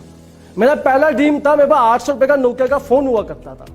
800 रुपए का नोकिया फोन, पता होगा फोन होता है, उसका आगे का स्पीकर खराब होता है, उसको उल्टा करके हम लोग सुनते हैं। एक सांप सीढ़ी वाली गेम होती है, सांप खा खा के सांप बड़ा हो जाता है, आपने वो गेम भी खेली होगी। वो फोन था मेरे पास, तो मैंने ड्रीम बनाया कि मुझे लाइफ में पहला फोन आईफोन लेना है। और मैं भागा मैंने जो लाइफ में जो मैंने पहला फोन लिया उसका नाम था आईफोन 4S। मेरा सेकंड ड्रीम था, 28 साल हो गए हमारे घर में एक ही गाड़ी, इसको हम साइकिल कहते हैं प्यार से, वो साइकिल एक्चुअली गाड़ी, हम उसको प्यार से साइकिल कहते हैं। 28 साल से मेरे पापा के पास स्कूटर तक नहीं है। मैंने ड्रीम बनाया कि मुझे बाइक लेनी है और 1 साल के अंदर मैंने वेस्टेज की इनकम से लगभग 1 लाख रुपए की एवेंजर बाइक परचेज करी। अगला ड्रीम, मेरे पास गाड़ी नहीं थी सर, मैंने ड्रीम बनाया कि मुझे गाड़ी लेना है और वेस्टेज की इनकम से मैंने गाड़ी का भी सपना अपना पूरा किया, जो मैं आज ड्राइव करता हूँ पिछले 1.5 सालों से। एक बात मैं आपसे आखिर में और बोलना चाहता हूँ, जो भी इस प्रेजेंटेशन के अंदर, जब भी आप वेस्टेज में काम करना शुरू करते हैं, इस बिजनेस को डेवलप करते हैं, तो आपको अपने सपनों के लिए नहीं भागना, आपको अपनी फैमिली के सपनों के लिए भागना है। जब तक आपके सपनों में इमोशन फीलिंग नहीं होगी, इमोशनल अटैचमेंट नहीं होगा, आप इस बिजनेस में कभी आगे नहीं बढ़ पाएंगे। अगर आपको इस बिजनेस में आगे बढ़ना है, नेटवर्क मार्केटिंग में आगे बढ़ना है और वेस्टेज में आगे बढ़ना है, तो आपके अपने पर्पस को क्लियर करना पड़ेगा, आप वेस्टेज में भाग क्यों रहे हैं। जब भी आप किसी इंसान से मिलते हैं, उससे पूछते हैं कि साहब वेस्टेज में क्यों काम कर रहे हैं, वो आपकी बातों का जवाब नहीं दे पाता। क्यों? क्योंकि उसकी वजह अभी तक क्लियर नहीं है। और ऐसे ही लोगों को जब 10 लोग मिलते हैं, उनको वेस्टेज का वो प्लान दिखाते हैं और वो 10 लोग जब उन लोगों को ना करते हैं, तो ये चूहे की तरह घर में घुस जाते हैं। क्यों? क्योंकि उनकी हाँ करने की वजह स्ट्रॉन्ग नहीं है। तो मैं आप सभी लोगों को एक बात बोलना चाहता हूं कि अभी बैठ के इस वीडियो के साथ साथ ही लिखो कि आपकी वजह क्या है वेस्टेज करने की, आप क्यों भाग रहे हैं वेस्टेज के अंदर, क्या अचीव करना चाहते हैं, इसको लिखो अभी जाके। बस जब आपकी वजह स्ट्रॉन्ग होगी ना, तो आपके अंदर लड़ने की ताकत आ जाएगी, और जब आपके अंदर लड़ने की ताकत आएगी, तो आप उन सब परेशानियों से उभर के निकलोगे जो आपको फेस करनी पड़ेगी। सबको दिखता है कि तरुण कनौजिया 5 लाख रुपए कमाता है, आपने यूथ आइकन इतने पैसे कमाते हैं, लेकिन हमारे पैर में छाले कितने पड़े हैं आपने आज तक कभी देखा नहीं सर। तो आपको मेहनत तो करनी पड़ेगी सर, और जब आप पर्पस अपना क्लियर कर लोगे तो मेहनत आपकी कम हो जाएगी। क्यों? क्योंकि पर्पस आपको दर्द का एहसास होने नहीं देता। मैं यहां तक सिर्फ इसलिए पहुंच पाया क्योंकि मेरा पर्पस बहुत स्ट्रॉन्ग था। मैंने अपने हर सपने को पूरा करा। मैं आज तक कभी प्लेन में नहीं बैठा सर, मेरे खानदान में कोई प्लेन में नहीं बैठा। मैं पहला इंसान बना जो वेस्टेज से 4 बारी कम से कम 4 बारी फोन टिप करके आ चुका हूं।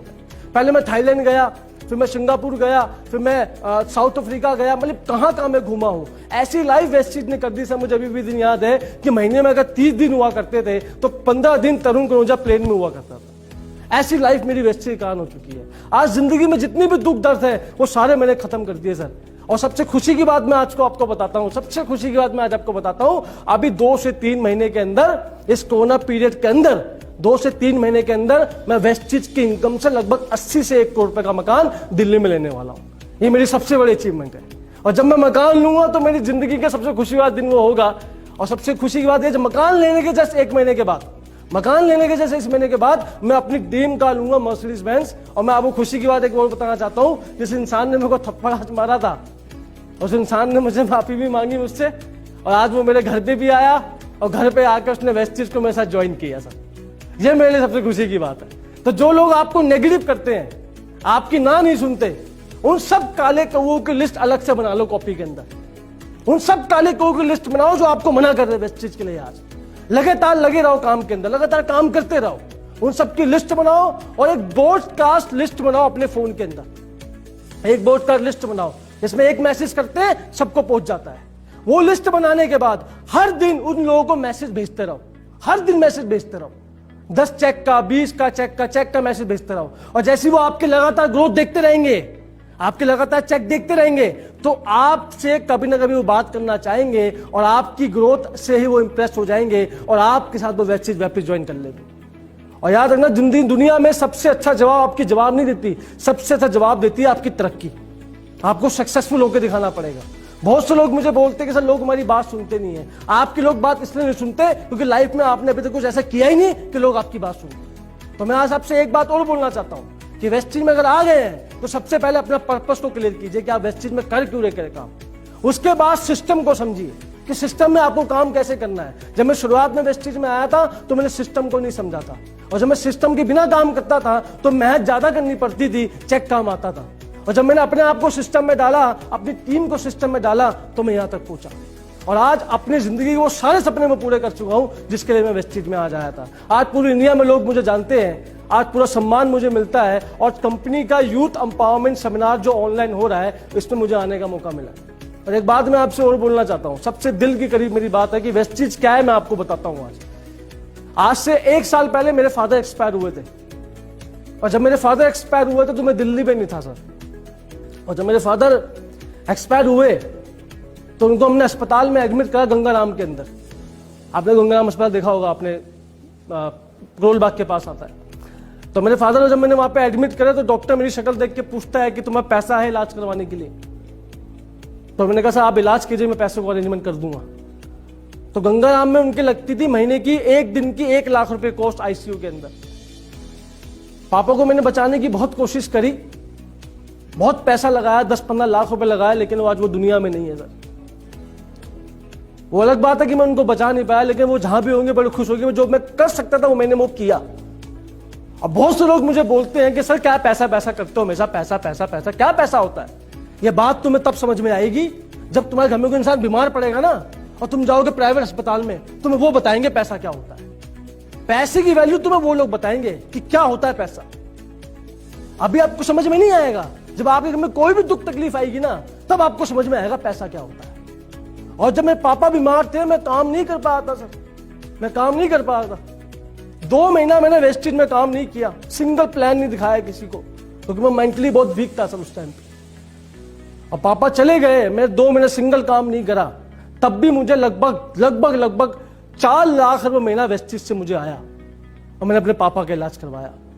अरे दुनिया में सब कुछ कमा लोगे, मेरे पापा का एक ड्रीम था सर कि उनको प्लेन में बैठना है। मैंने सब कुछ कर लिया था, लेकिन मैं आज बताइए मैं आज किसको प्लेन में बिठाऊं? अगर आपके माता पिता है और वो जिंदा है तो उनकी इज्जत कीजिए, उनकी कदर कीजिए, क्योंकि जिस दिन वो चले गए ना सर तो कुछ नहीं बचेगा आपके पास।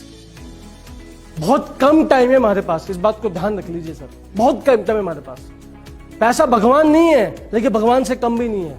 अगर शायद उस टाइम पे वेस्टेज मेरे साथ ना होता ना तो पत्नी आज मेरे साथ क्या होता सर। और जिनके माँ बाप हैं वो उनको बोझ समझते हैं सर, माँ बाप कभी बोझ नहीं होते सर। जिनके नहीं है उनसे पूछो माँ बाप की वैल्यू क्या होती है। आज सब कुछ कर सकता हूं मैं अपने फादर के लिए, लेकिन वो है ही नहीं, तो बताओ मैं किसके लिए करूं। और इतनी बुरी हालात आए हमारे देश के अंदर, हमने कभी सोचा नहीं था कि हमको इस तरीके से इवेंट करना पड़ेगा। फाइनली पिछले 3-4 महीने का मैं आपको बताता हूं, पिछले 3-4 महीने से मैं घर से बाहर नहीं निकला। मैंने सिंगल मीटिंग नहीं करी, आप भी घर से बाहर नहीं निकलोगे मुझे पता है। सिंगल मीटिंग नहीं करी हमने, सिंगल लोगों को प्लान नहीं दिखाया। इसके बावजूद पिछले 3 महीने की इनकम मेरी 8 लाख रुपए आई वेस्टेज के अंदर। 8 लाख रुपए कमाया मैंने घर बैठ के, और ये सिर्फ वेस्टेज में पॉसिबल है और कहीं पॉसिबल नहीं, मैं आपको बताना चाहता हूं। तो अगर आपको जिंदगी, अगर सिर्फ मैंने पैसा नहीं कमाया, मैं कामयाब नहीं मिला, आज मेरी टीम में लगभग 40 लोग ऐसे हैं जिनका महीने का चेक 1 लाख से ऊपर है। आज मेरी टीम में लगभग 15 लोग ऐसे हैं जो अपनी खुद की गाड़ी ड्राइव कर चुके हैं। और जब किसी डाउनलाइन का मुझे मैसेज आता है ना सर कि आपकी वजह से मैं कामयाब हो पाया, तो दिल को बड़ा सुकून मिलता है सर। एक बात मैं आपको और बोलना चाहता हूं आखिर में, कि अगर आपको वेस्टेज में कामयाब बनना है, अपने सपनों को पूरा करना है, तो आपको अपना पर्पस क्लियर करना पड़ेगा। आपको कम से कम 3 से 4 साल देने पड़ेंगे और सिस्टम को समझना पड़ेगा, और ऑनलाइन कैसे काम करते हैं, ऑनलाइन कैसे अपने प्रेजेंस को बढ़ाते हैं, इस चीज को समझना पड़ेगा। क्योंकि 1 से 2 साल तक हम बड़े इवेंट नहीं कर पाएंगे, लेकिन यही एक रास्ता है जहां से हम लोगों की जिंदगी बदल सकती है। आप खुद की जिंदगी बदलो, कोई बड़ी बात नहीं है, लेकिन आपकी वजह से लाखों लोगों की जिंदगी बदले, इससे बड़ी बात तो कुछ नहीं हो सकती। Thank you so much. और आगे बढ़ते हुए बुलाना चाहेंगे नेक्स्ट यूथ आइकन मिस शगुन त्यागी मैम को। गुड मॉर्निंग एवरीवन, कैसे हैं आप सभी लोग? मैं शगुन त्यागी, क्राउन डायरेक्टर, अपने पहले youth empowerment seminar, online youth empowerment session seminar में आप सभी लोगों का स्वागत करती हूँ। दोस्तों, हम में से ज्यादातर लोगों ने ये सोचा नहीं था कि एक ऐसी सिचुएशन भी आएगी कि हम ऑफलाइन सेमिनार करते करते एक दिन ऐसा भी आएगा जब हम ऑनलाइन आप लोगों से इंटरैक्ट होंगे। बट वो दिन आया और हम लोगों ने इसे खुले दिल से एक्सेप्ट भी किया। अगर मैं बात करूं पिछले 2-3 महीने की, 3 महीने से हम लोगों को आज आदत पड़ चुकी है एक दूसरे से ऑनलाइन इंटरैक्ट होने की, चाहे वो जूम पे हो, ऑनलाइन हो या किसी भी तरह से हो। हम लोग एक दूसरे को एजुकेट कर रहे हैं, मिल रहे हैं। और अगर मैं ये कहूं कि पहले जिन लोगों से इंटरेक्शन नहीं हो पाता था आज उनसे भी हो रहा है, तो ये गलत नहीं होगा। दोस्तों होता क्या है कि जो समझदार इंसान होता है वो समय के साथ अपने आप को चेंज करना जानता है। समझदारी इसी में है कि जो समय का बहाव है उसी तरफ आपको बहना पड़ता है। आज समय की डिमांड क्या है, टाइम की डिमांड क्या है कि हम एक दूसरे से ऑनलाइन इंटरैक्ट हों, एक दूसरे के लिए एक कंधा बने, एक दूसरे का सहारा बने, एक दूसरे को मोटिवेट करें। हर सिचुएशन से इंसान निकल जाता है अगर उसमें आत्मशक्ति होती है तो, अगर वो मोटिवेट होता है तो। अगर सब कुछ सही चल रहा है तब तो सही चल रहा है, लेकिन जब सब सही नहीं चल रहा है, डिफिकल्टीज हैं, प्रॉब्लम है, मैंने लोगों को देखा, पढ़ा, सुना हर जगह कि इरिटेशन हो रही है, किस बात की? क्या इसमें किसी और का कोई कसूर है? हमें आदत समय के साथ इस चीज की डालनी पड़ेगी कि हम लोग एक दूसरे से ऑनलाइन इंटरैक्ट हों। ये भी एक अलग एक्सपीरियंस है और शुड आई से मजा आ रहा है। पिछले 3 महीने से मजा आ रहा है और आगे आने वाले अपने सेशन के अगले पड़ाव में मैं आपको बताऊंगी कि ये मजा क्यों आ रहा है। आज मौका मिला है आप लोगों से ऑनलाइन अपनी लाइफ की स्टोरी शेयर करने का। मैं खुशनसीब हूं कि मैं आज पहली बार ऑनलाइन यूथ एम्पावरमेंट सेमिनार आप सभी लोगों के साथ कर रही हूं। जाते हैं कुछ समय पहले दोस्तों, कुछ समय पहले इन द सेंस कि जब हम छोटे हुआ करते थे, बचपन कैसा रहा, बचपन यंग लाइफ किस तरह की रही, वो आज सब बताऊंगी क्योंकि आपका हक है ये सब कुछ जानने का। दोस्तों, एक मध्यम वर्गीय परिवार में जन्म लिया इस लड़की ने और जिस तरह एक मिडिल क्लास फैमिली और एक मध्यम वर्गीय परिवार जीता है छोटे छोटे कॉम्प्रोमाइजेस करके, उसी तरह अपनी लाइफ भी कट रही थी। और अगर मैं ये कहूँ मस्त कट रही थी तो गलत नहीं होगा, क्योंकि हम एक्सेप्ट कर लेते हैं बचपन से उसी सिचुएशन को, उसी माहौल में अपने आप को ढाल लेते हैं। लेकिन सपनों पे किसी का बस नहीं होता। सपने बहुत बड़े थे, बहुत बड़े इन द सेंस कि कुछ चेंज लाना चाहती थी बचपन से ही, पर फैमिली में ऐसा कभी हुआ नहीं था और सब लोग उस टाइम हंसी में टाल दिया करते थे। मुझे याद है जब मैं बहुत छोटी थी, एक बार एक चाचा चाची, जिनको कहते हैं अंकल आंटी, हमारे घर आए और उन्होंने कहा, जैसे नॉर्मली हर बच्चे से पूछा जाता है कि बेटा आप बड़े होकर क्या बनना चाहते हो। मैंने तपाक से बोल दिया कि मैं बड़े होकर वकील बनना चाहती हूँ। वो छोटा सा बच्चा जो 5th क्लास में और उसे उसका मतलब भी नहीं पता है। क्यों मैंने ऐसा कहा? क्योंकि बॉलीवुड मूवीज देखा करते थे, घर में टीवी देखा करते थे। एक ही चीज दिखती थी कि जब भी कुछ बुरा होता है एक वकील आता है, केस लड़ता है और सब कुछ अच्छा हो जाता है। यानी कि मुसीबतों से बाहर निकालने का काम होता है एक लॉयर का, एक एडवोकेट का। और फैमिली का बैकग्राउंड भी ऐसा ही था, बहुत सारे एडवोकेट थे। एक आसपास का एटमॉस्फेयर देखकर और एक मन में इच्छा को देखकर कि अगर लोगों की हेल्प करनी है, अगर किसी की कुछ सहायता आपको करनी है तो उसके लिए लॉयर बनना है। आ गया दिमाग में थॉट। फैमिली भी बहुत खुश हुई। धीरे धीरे धीरे धीरे धीरे पढ़ाई होती रही और मैं 4th नंबर पे थी अपने घर में। हम 5 बहनें 2 भाई थे। अब समझ सकते हो, दिल्ली जैसे शहर में मैं पैदा हुई और वहीं पे मेरा पालन पोषण हुआ। आई born and brought up in Delhi only। Delhi जैसे शहर में पढ़ाई करना, 7 बच्चों की और उनको अच्छी परवरिश देना बहुत बड़ा काम था मेरे पेरेंट्स के लिए, और वो कर रहे थे, ईमानदारी से कर रहे थे। लेकिन कुछ ना कुछ, किसी ना किसी चीज में हम बचपन से कॉम्प्रोमाइज देखते आए थे। फिर भी लाइफ अच्छी चल रही थी। हुआ क्या, धीरे धीरे धीरे धीरे पढ़ाई शुरू हुई और जब मैं किसी को ऐसे बताया करती थी तो पेरेंट्स भी बड़ा खुश हुआ करते थे कि हमारी बेटी एडवोकेट बनना चाहती है। बट उन्हें इस बात का अंदेशा नहीं था कि ये इच्छा अंदर ही अंदर इतनी मजबूत होती जा रही है कि इसे कोई तोड़ नहीं पाएगा। मैंने ग्रेजुएशन करी, 12th क्लास पास की, दिल्ली यूनिवर्सिटी से ही ग्रेजुएशन करी। लेंदी सब्जेक्ट पढ़े और जब फादर के पास गई, उन्होंने कहा अब क्या करना है, तो मैंने कहा लॉ। उन्होंने एक झटके में, जस्ट इमेजिन फ्रेंड्स, एक झटके में मुझे बोल दिया कि लॉ मैं तुम्हें करने नहीं दूंगा। जस्ट इमेजिन, सालों से जो सपना अंदर पल रहा था, मजबूत हो रहा था, हर तरफ एक ही चीज दिखाई देती थी, सोते बैठते जागते खाते पीते, उस सपने को एक सेकंड में किसी ने चकनाचूर कर दिया, और उनके लिए आम बात थी लेकिन मेरे लिए बहुत बड़ी बात थी। सो हुआ क्या दोस्तों कि बहुत रोए, बहुत पटके, और उन्होंने कह दिया कि लॉ तो मैं तुम्हें करने नहीं दूंगा, हाँ जो तुम्हारे सब्जेक्ट्स हैं, तुम्हारे सब्जेक्ट सूट किसको करते हैं, आईएएस को, पढ़ाई में अच्छी हो आईएएस कर लो। एक सेकंड लगा उन्हें बोलने में, मगर मुझे अपने आप को समझाने में बहुत टाइम लगा। बट फाइनली, जैसा कि आप जानते हैं कि होता क्या है, मैं एक पंडित टिपिकल फैमिली से बिलोंग करती हूँ, और आज भी बच्चों की नहीं सुनी जाती है। पेरेंट्स का डिसीजन इज लास्ट डिसीजन। और हुआ क्या कि उन्होंने एक ही सेकंड में मुझे फरमान सुना दिया कि ये कर लो, ये नहीं तो ये कर लो। चलो, बहुत मुश्किल से 3 दिन रोने के बाद अपने आप को समझाया और शुरू कर दी तैयारी आईएएस की। दोस्तों, क्या आप जानते हो, मुझे सिर्फ 1.5 महीना हुआ था कोचिंग्स लेते हुए, और न्यूज़पेपर में एक आर्टिकल आया, एक न्यूज आई, उसमें लिखा हुआ था न्यूज में कि एक आईएएस ऑफिसर का किसी ने मर्डर कर दिया है। और उस दिन मेरे फादर ने कहा, अब तुम आईएएस भी नहीं कर सकती। ऐसा लग रहा था दोस्तों कि जीवन का कोई उद्देश्य नहीं रहा है, जीवन एकदम निरर्थक हो चुका है, कोई अर्थ नहीं है इसका, कोई सपना नहीं है, और जो सपने थे उन्हें किसी ने कुचल दिया है। एंड माय डियर फ्रेंड्स, ये कोई फिल्म की स्टोरी नहीं, मेरी रियल लाइफ की स्टोरी है। सो ये मेरे साथ घटा है एक्चुअली।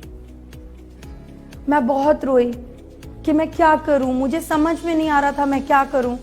सो मेरी मदर ने बोला, देखो बेटा, अगर जिंदगी में कुछ करना है, इनफैक्ट दूसरों के लिए अगर कुछ करना चाहते हो, तो हाथ में पैसा होना बहुत जरूरी है। Very important thing, money is matter actually. तो कमाओ, पढ़ो लिखो। तुम्हारी 3 बहनों ने, बड़ी ने एमबीए करा है, तुम भी कर लो, और एमबीए करके एक अच्छी सी जॉब करो। एमबीए का ट्रेंड था, एमबीए कर लिया, अच्छे मार्क्स से पास किया, जॉब भी लग गई, जॉब कर रहे थे, सब कुछ सही चल रहा था। एक और घटना मेरी लाइफ में हुई। एक दिन जब मैं कॉलेज से घर आई, और घर आके मुझे एक न्यूज मिली जो कि बहुत ही शॉकिंग थी मेरे लिए। वो न्यूज क्या थी कि जब लड़की 24 साल की हो जाती है तो न्यूज क्या आती है उसके घर में कि उसके लिए रिश्ता देखा जा रहा है। और यही मेरे साथ हुआ, मेरे लिए एक रिश्ता देखा जा रहा था, और उस दिन ऐसा लगा कि ये क्या हो गया, मैं तो बहुत कुछ करना चाहती थी, और मैं सडनली रो पड़ी, और मैंने कहा शादी तो नहीं करूंगी। सो उस टाइम सबने, पूरी फैमिली ने, रिलेटिव्स, फ्रेंड्स, सबने एक ही चीज समझाई, जितने बड़े लोग थे, एंड आई वाज 24 ओनली, मुझे एक ही चीज समझाई कि बेटा कर लो शादी, कोई बात नहीं, हो सकता है तुम्हारे सपने तुम्हारे ससुराल जाके पूरे हों। फैमिली से बात हुई, सब कुछ हुआ, और उन्होंने भी क्लियरली बोल दिया कि हम लोग सपोर्ट करना चाहते हैं अपनी डॉटर इन लॉ को, वी आर मॉडर्न पीपल। बड़ा अच्छा लगा। और मैं आपको एक चीज बोलूंगी कि उस टाइम मुझे ऐसा लगा कहीं ना कहीं कि अगर सारी दुनिया एक ही बात कह रही है तो शायद मैं गलत हूं, और मेरे सपने अब पूरे होने का समय आ गया। सबने कहा एक और कंधा मिलेगा साथ चलने के लिए, और सपने पूरे होंगे। दोस्तों, अपनी माँ के संस्कार और बहुत सारे सपने लिए मैं अपने ससुराल गई, और जो एक डॉटर इन लॉ की रिस्पॉन्सिबिलिटी होती है, एक डॉटर इन लॉ, एक बहू की, वो सारी रिस्पॉन्सिबिलिटी मैंने पूरी की, और साथ ही साथ वो जो सपना था उसे पूरा करना था। जब भी मुझे आसपास कोई ऐसा इंसान दिखता था जिसके साथ कुछ गलत होता है तो मेरी आवाज जरूर उठती थी, लेकिन मुझे ये नहीं पता था कि ये स्टोरी एक दिन मेरी भी होने वाली है। 1 साल भी नहीं हुआ था मेरी शादी को, और आई वाज 7 मंथ प्रेग्नेंट। और उस टाइम एक ऐसी सिचुएशन मेरी लाइफ में आई दोस्तों, जिसने मुझे हिला के रख दिया। इतनी बिगड़ गई मेरी लाइफ की सिचुएशन, इतनी बिगड़ गई कि मेरी बात डिवोर्स तक पहुंच गई। और एक लड़की, एक हिंदुस्तानी लड़की, या मैं कहूं एक मध्यम वर्गीय परिवार में पली हुई, बड़ी फैमिली में रही हुई लड़की, जिस तरह के संस्कार, जिस तरह का बिहेव, जिस तरह का अपने परिवार को बचाने के लिए कोशिश करती है, मैंने वो सभी कोशिश की, मगर शायद भगवान को कुछ और मंजूर था, और वो रिश्ता मेरा टूट गया। जितने सारे कस्में वादे थे वो सारे वहीं के वहीं रह गए, और जितनी सारी प्रॉमिसेस हुई थी वो एक पल में झूठी हो गई। और उस दिन मुझे ये समझ में आया कि कभी भी वो होता नहीं है जो आप सोचते हो, लाइफ में होता कुछ और है। आज समझ में आ गया था, आज तक समझ में नहीं आ रहा था कि ये क्या हो रहा है, मगर आज एक बात समझ में आ गई थी कि जिंदगी में कभी वो नहीं होता जो आप चाहते हो। And I was 7 months pregnant जब मैं अपने घर पे थी। कैन यू बिलीव कि लोग सिर्फ एक बात बोल रहे थे, पूरी रिश्तेदारी, पूरी फैमिली, हर एक इंसान सिर्फ एक बात बोल रहा था कि लड़की बचे ना बचे, इसका रिश्ता बचा लो। आई मीन उस दिन इतना बुरा लगा ना सोचकर, सुनकर कि हमारी सोसाइटी आज भी डेवलप नहीं हुई है दोस्तों। जब पूरी दुनिया मेरे अगेंस्ट थी, मैं नो डाउट मैं बोलूंगी मेरी फैमिली, मेरे पापा, मेरी मम्मी, मेरी सिस्टर्स हर कदम पे मेरे साथ खड़ी रही, और भगवान ऐसी फैमिली सबको दे।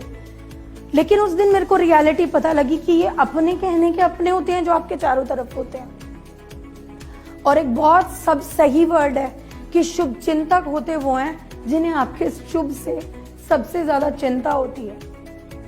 मुझे याद है एक सीन के, एक दिन मेरे हॉल में बहुत सारे गेस्ट थे, बहुत सारा डिस्कशन चल रहा था और मैं रूम में बंद होकर बैठी थी।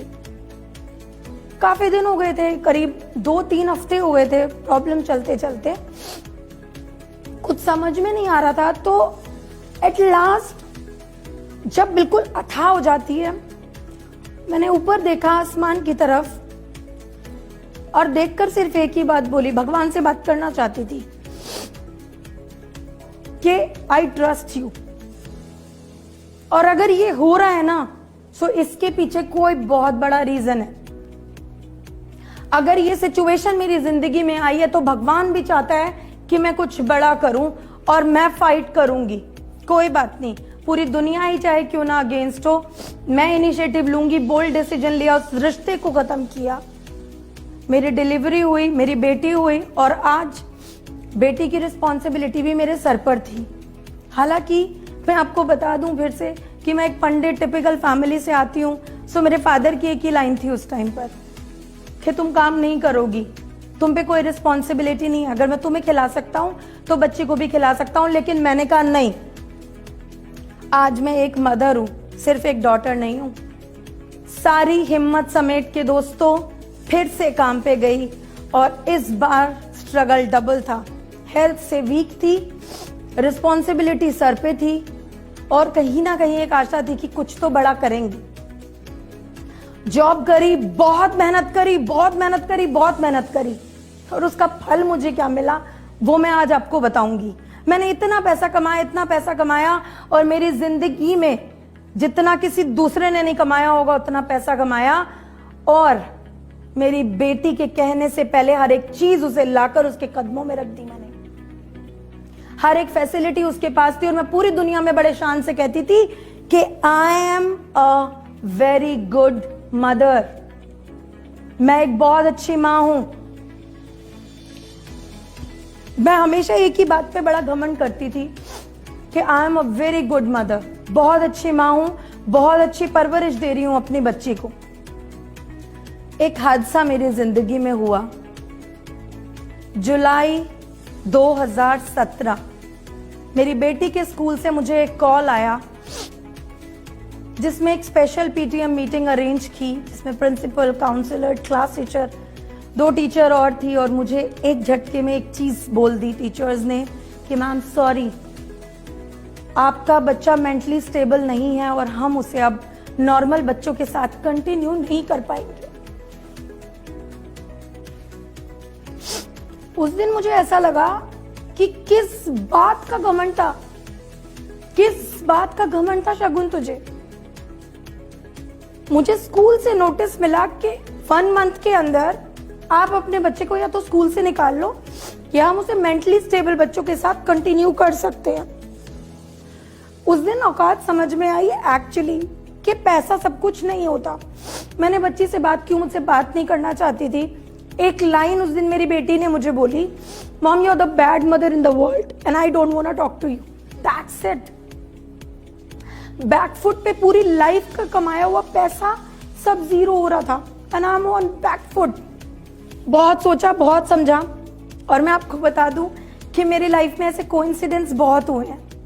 हुआ क्या मेरे साथ कि मेरी जॉब का प्रमोशन ड्यू था, मुझे बाहर जाना था, मुझे पासपोर्ट डिपॉजिट करना था और उसके बाद मेरा प्रमोशन था। उस टूर के बाद मैं ऑफिस गई 2 दिन बाद, बहुत रोई, बहुत सोचा, बहुत समझा, और मैं मंदिर में गई भगवान के पास और मैंने उन्हें एक ही बात बोली। मैंने आज तक अपनी किस्मत को कभी दोषी नहीं ठहराया, आपको कभी दोषी नहीं ठहराया, बट अब हद हो गई। और भगवान, आप एक बात याद रखना, अगर ये शगुन त्यागी जिंदगी में अपने लिए खड़ी हो सकती है तो क्या अपनी बेटी के लिए खड़ी नहीं होगी? बस उस दिन डिसीजन हो गया। मैं ऑफिस जरूर गई मगर पासपोर्ट नहीं, रेजिग्नेशन लेकर, and that is a true.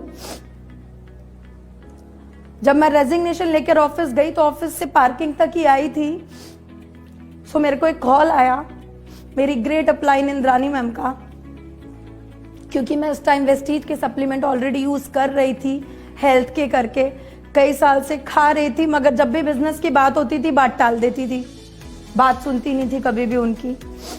सो उस दिन उनका कॉल आया और उन्होंने कहा कि 2 मिनट बैठ सकती हो, आ सकती हो, सुना है रेजिग्नेशन देने जा रही हूँ। मैंने कहा दे दिया।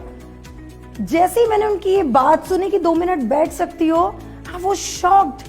मेरी लाइफ में इतना कुछ हो गया और इनको आज भी बिजनेस की पड़ी हुई है, काम ही नहीं करना, सिर्फ और सिर्फ बच्चे को सारा टाइम देना है। भाड़ में गए सारे सपने, सब कुछ, सबसे पहले बच्चा है। और उस दिन उन्होंने मुझे बुलाया, मुझे बुला के अपने पास बिठाया, बोला एक बार आ जाओ, करना ना करना तुम्हारे हाथ में है।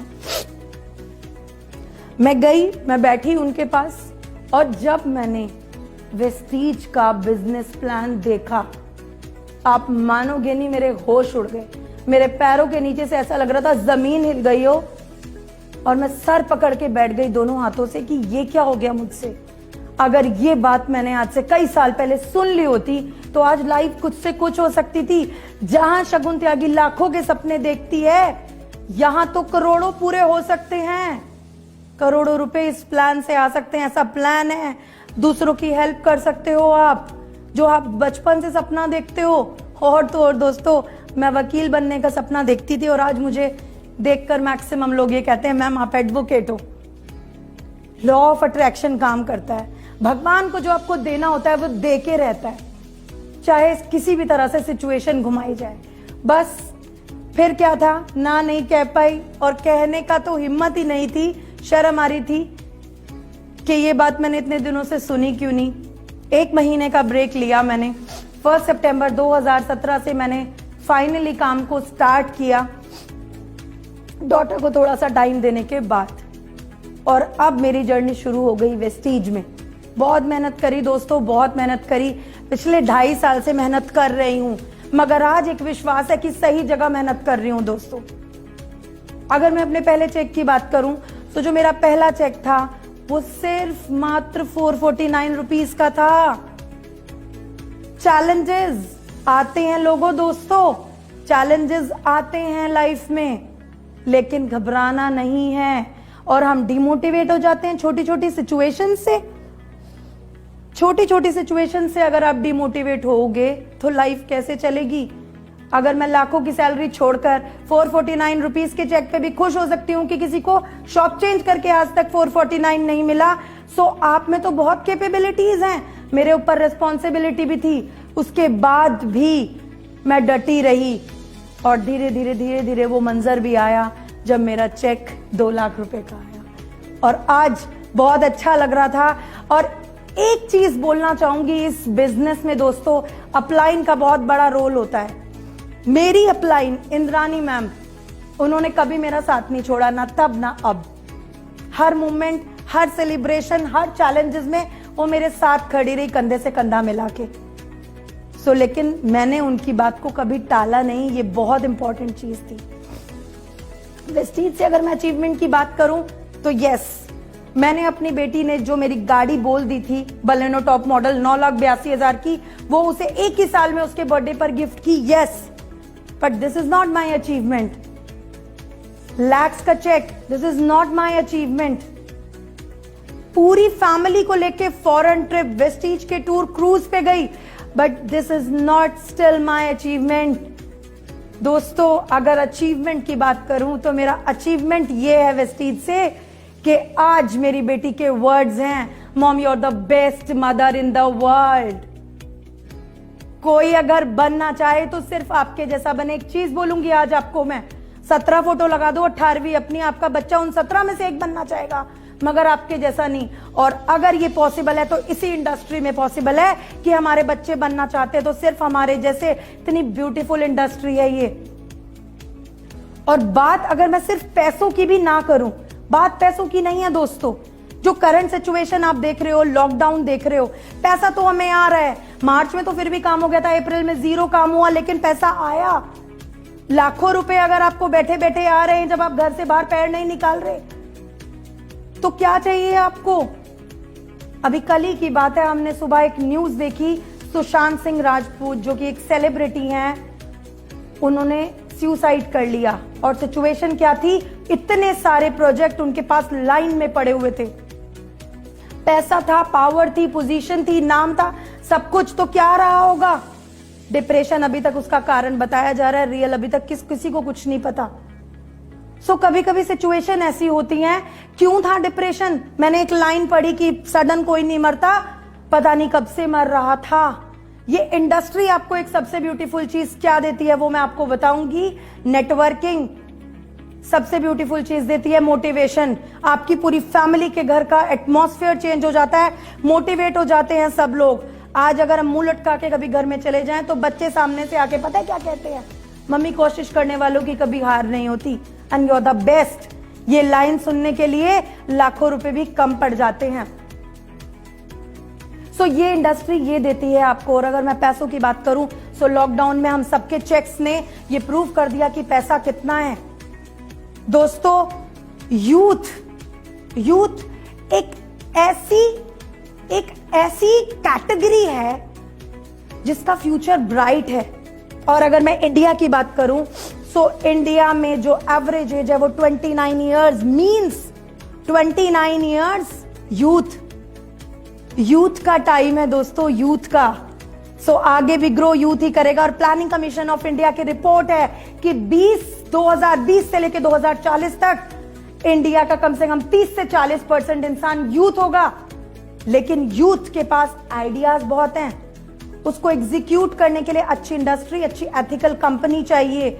अगर मैं अपनी मैनेजमेंट की बात करूं, सो आज सब लोग चेंजेस कर रहे हैं। 2012 में यूथ के अकॉर्डिंग पैकेजिंग, यूथ के according stylish seminars and everything 2012 में प्लानिंग हो गई थी हमारी।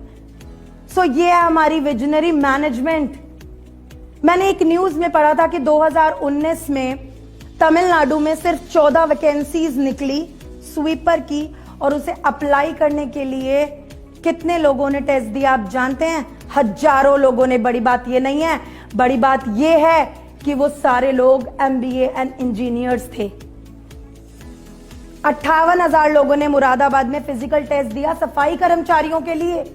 बड़ी बात ये नहीं है कि फिजिकल टेस्ट दिया, बड़ी बात ये है उसमें से ज्यादातर लोग ग्रेजुएट एंड पोस्ट ग्रेजुएट थे।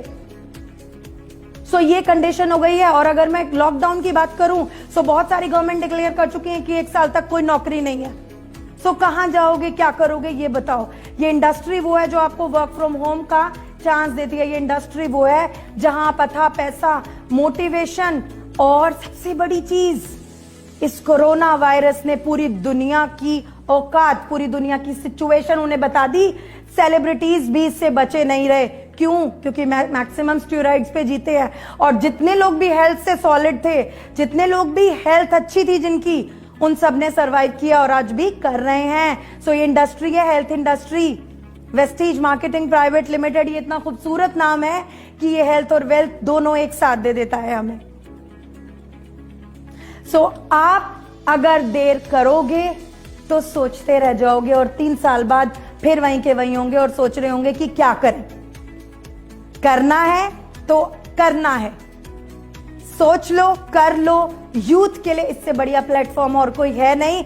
और अपनी प्रेजेंटेशन को एंड करते हुए लास्ट में एक लाइन कहना चाहूंगी कि अगर साथ दे सारा इंडिया तो एक्चुअल में मुस्कुराएगा India. Thank you so very much all of you. और इसी के साथ आगे बढ़ते हुए मैं आप सबके बीच में बुलाना चाहूंगी हमारे next youth icon Shivam Goswami.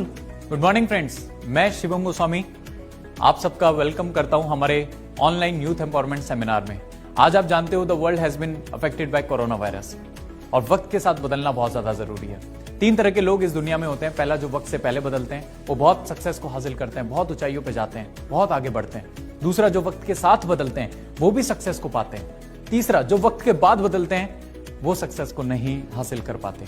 तो आज हमें वक्त के साथ बदलना बहुत ज्यादा जरूरी है और आज मैं अपनी स्टोरी आप सबके साथ शेयर करने आया हूं। दोस्तों, मेरा नाम शिवम है। I was born and brought up in a middle class family. मेरी परवरिश एक मध्यम वर्ग परिवार में हुई, राइट। मेरे हमेशा से एक चीज माइंड में डाली गई है, बेटा तू कुछ भी कर, तूने आगे जाके मेरा बिजनेस करना है। मेरे फादर एक बिजनेसमैन है, उन्होंने हमेशा से ही मुझे बोला है। और अपोजिट साइड में मेरी मदर, उन्होंने हमेशा मुझे एक चीज बोली है, go and get your grades, go and get your grades and one day will get a job. कि अच्छे मार्क्स लाओ और एक दिन अच्छी जॉब करना। फादर बोलते थे बिजनेस करो, मदर बोलती थी अच्छे मार्क्स लाके जॉब करनी है। तो मैं बड़ा उस समय कंफ्यूजन में रहता था, बीच में फंस जाता था, क्या करूं क्या सोचना है। बट यस, क्योंकि छोटा था उस समय ज्यादा सोचा नहीं करता था और अपना काम करता रहता था। पर मुझे एक चीज लाइफ में समझ में आई, जो मेरी मदर ने मुझे बचपन में सिखाई थी, बेटा फ्यूचर में कुछ भी करना, चाहे फादर का बिजनेस करना, चाहे जॉब करना, बट जो आप प्रेजेंट में करते हो उसमें आपको हमेशा अपना बेस्ट देना चाहिए। माय डियर फ्रेंड, मैंने हमेशा अपना बेस्ट दिया। पढ़ाई में मैं बहुत अच्छा था, सब कुछ सही चल रहा था। मेरी 10th हुई। 10th के बाद मेरे फादर ने मुझे एक चीज बोली कि तुझे मेरा बिजनेस सीखने में 5 साल लगेंगे, एक काम कर, तू अपनी पढ़ाई वढ़ाई छोड़ और मेरे साथ मेरी फैक्ट्री में लग। मैंने उनसे बोल दिया कि नहीं, मुझे एटलीस्ट 11th 12th करने दो, उसके बाद जो आप बोलेंगे वो मैं करूंगा। उन्होंने वो मान गए और 11th में मैंने साइंस साइड ले ली। अब साइंस लेने के बाद मैं और ज्यादा पढ़ने लगा, सब कुछ अच्छा चल रहा था। मैं वेस्टीज में क्यों आया हूं माय डियर फ्रेंड, उसका सबसे बड़ा रीजन आपको बता देता हूं। I used to be a very shy person. मैं बहुत शर्मीला इंसान था। मेरे घर में कोई आगे से आता था, मैं पीछे से बाहर निकल जाता था, राइट। सो यहां मैंने देखा कम्युनिकेशन स्किल, पर्सनैलिटी डेवलप बहुत अच्छी हो सकती है। और इसका एक सबसे बड़ा रीजन है 12th क्लास। 12th क्लास में हमारी फेयरवेल थी और मैं जैसे ही अपने स्कूल गया था, मैंने अपने टीचर के पांव छुए। उन्होंने मेरे यहाँ पे एक बैच बनाया जिसपे लिखा था 50। मैंने कहा मैम ये क्या है? कहती बेटा अभी आपको स्टेज पे जाना है, कुछ भी स्पीच देनी है, कुछ भी परफॉर्म करना है। अब मैं बड़ा डर गया। जो लड़का कभी 2 लोगों के आगे ना बोल पाता हो, राइट, वो इतने सारे बच्चों के आगे कैसे बोलेगा, राइट। सो मैं बड़ा नर्वस हो गया उस समय और मैंने मैम को बोला, मैम अगर आप मुझे पहले बताते तो मैं तैयारी करके आता, और आप मुझे पहले बताते तो कसम से मैं आज आता ही नहीं। बट मैम ने कहा नो बेटा, अब तो मैं आपका नाम दे चुकी हूं, अब तो आपको जाना पड़ेगा। और मैं वहां बैठ गया। एक एक करके स्टूडेंट्स आ रहे थे, पहला आया, दूसरा आया, तीसरा आया और मेरा धीरे धीरे मैं नर्वसनेस मेरी बढ़ने लगी। एंड माय डियर फ्रेंड, मैं इंतजार कर रहा था मैम यहां से कब हटे और मैं यहां से कब निकलूं। और मैम यहां से हटी और मैं यहां से कल्टी। और जब तक मेरा नाम स्टेज से नहीं निकला, आई स्वेयर टू गॉड, मैं बाथरूम से नहीं निकला। मैं बहुत शर्मिला था, राइट। सो ये एक बहुत बड़ा रीजन है कि मैं अपनी पर्सनैलिटी को डेवलप करना चाहता, कम्युनिकेशन स्किल्स को ग्रूम करना चाहता था। सो सब कुछ बहुत अच्छा चल रहा था। अब जैसी 12th हुई, मेरे बहुत अच्छे मार्क्स आए, सब कुछ बहुत अच्छा रहा। अब 12th में मेरे सारे दोस्त, 12th के बाद सारे दोस्त बीटेक कर रहे थे। तो मैं घर आया, मैंने मदर से बोला मम्मा मुझे बीटेक करनी है। मम्मी ने बोला बेटा कितने रुपए लगेंगे? मैंने कहा 7 से 8 लाख रुपए लगेंगे। अब मेरे फादर थोड़े माइजर हैं, थोड़े कंजूस हैं, तो उन्होंने बोला कि बेटा 7 से 8 लाख रुपए तुझे लगता है तेरे फादर तुझे दे देंगे? मैंने कहा बिल्कुल नहीं लगता।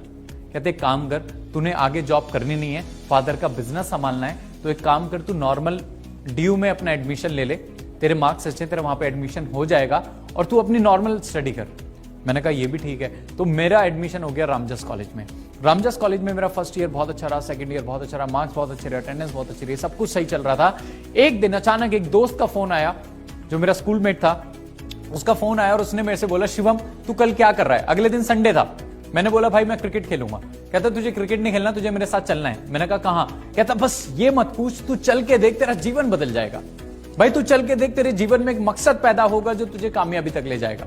भाई तू चल के देख, जो तेरे फादर अचीव ना कर सके वो तू कम उम्र में अचीव कर सकता है। 2-4 बड़ी बातें उसने मेरे से ऐसे करी और मैं वहां गया और वो जगह थी दिल्ली का ITO ND तिवारी भवन, जहां पे मैं पहली बार वेस्टीज से रूबरू हुआ था।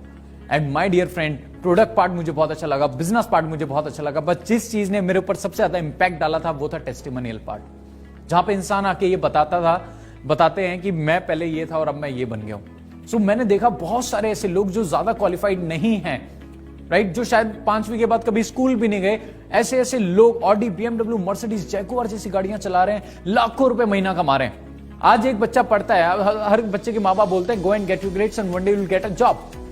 और जॉब के पीछे हमारा जो ड्रीम पैकेज होता है 5-6 लाख रुपए का पैकेज हमें मिल जाए, वो हमारे लिए ड्रीम इनकम होती है। पर वो चीज मैंने देखी कि वेस्टीज में जो ज्यादा क्वालिफाइड नहीं है वो महीने का 5-6 लाख रुपए कमा रहे हैं, 8 लाख कमा रहे हैं, 10 लाख कमा रहे हैं। सो मेरे दोस्त ने पूछा आफ्टर मीटिंग, शिवम कैसा लगा?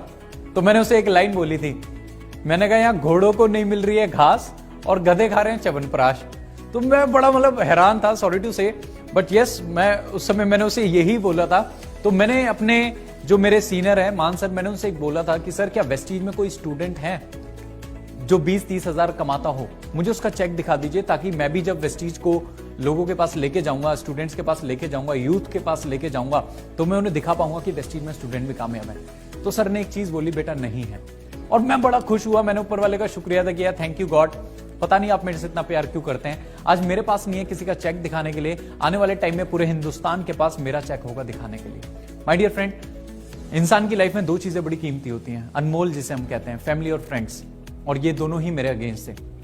मेरी फैमिली बहुत मेरे अगेंस्ट थी, मेरे फ्रेंड्स उससे भी ज्यादा मेरे अगेंस्ट थे। मेरा बहुत मजाक उड़ाया, मुझे बहुत पागल बोला, मुझे बहुत कुछ बोला। और जब ये दोनों तीर काम नहीं करते तो एक तीर छोड़ा जाता है जिसे मैं कहता हूं डिवाइन वेपन।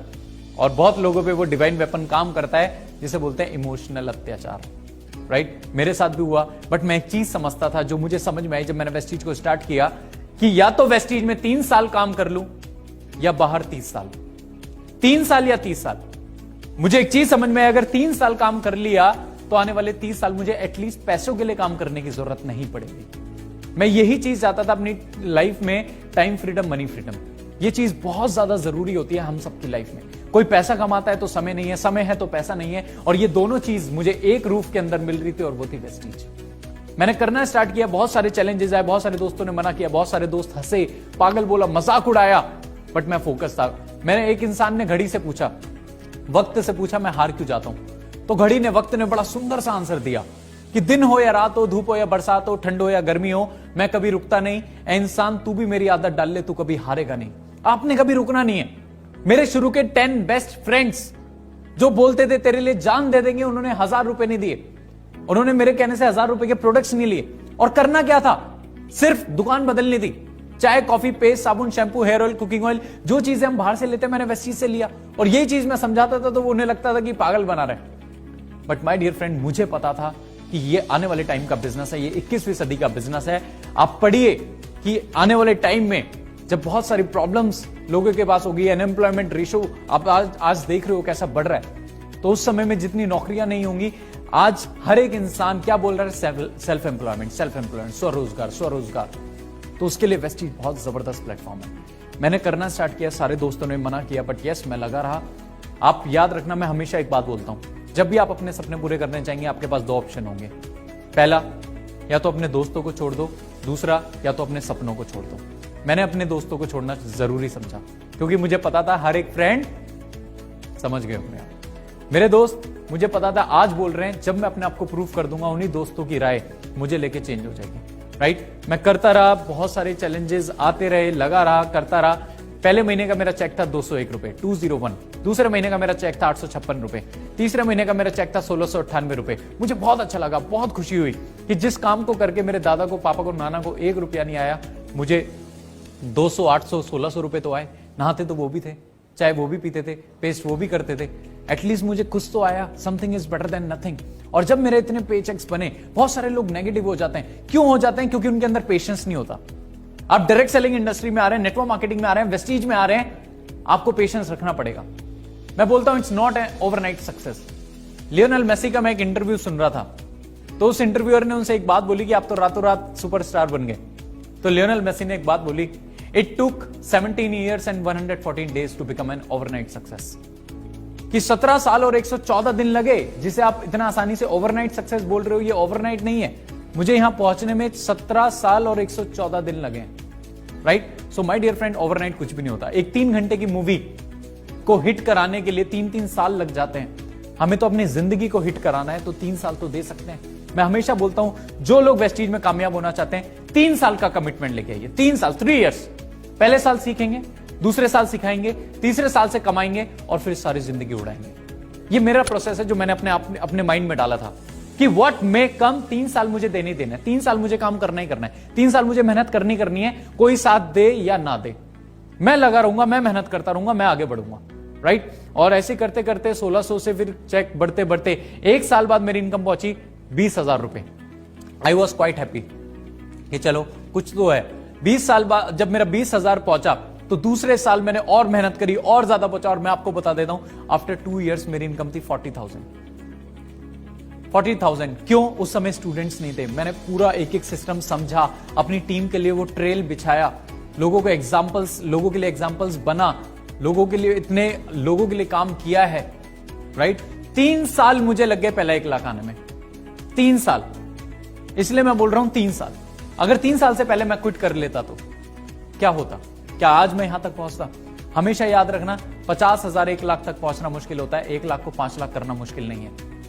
1 लाख को 5 लाख करना मुश्किल नहीं है माय डियर फ्रेंड। करते करते करते करते चेक बढ़ते बढ़ते जिस काम को करने में, पहुंचने में, जिस इनकम पे पहुंचने में मुझे 3 साल लगे, उसकी 4 गुना इनकम पे पहुंचने पे मुझे अगला 1 साल लगा, राइट। और आज मेरी हाईएस्ट इनकम है वेस्टीज से 6.25 लाख रुपए एक महीने की इनकम, आप सोच के देखिए।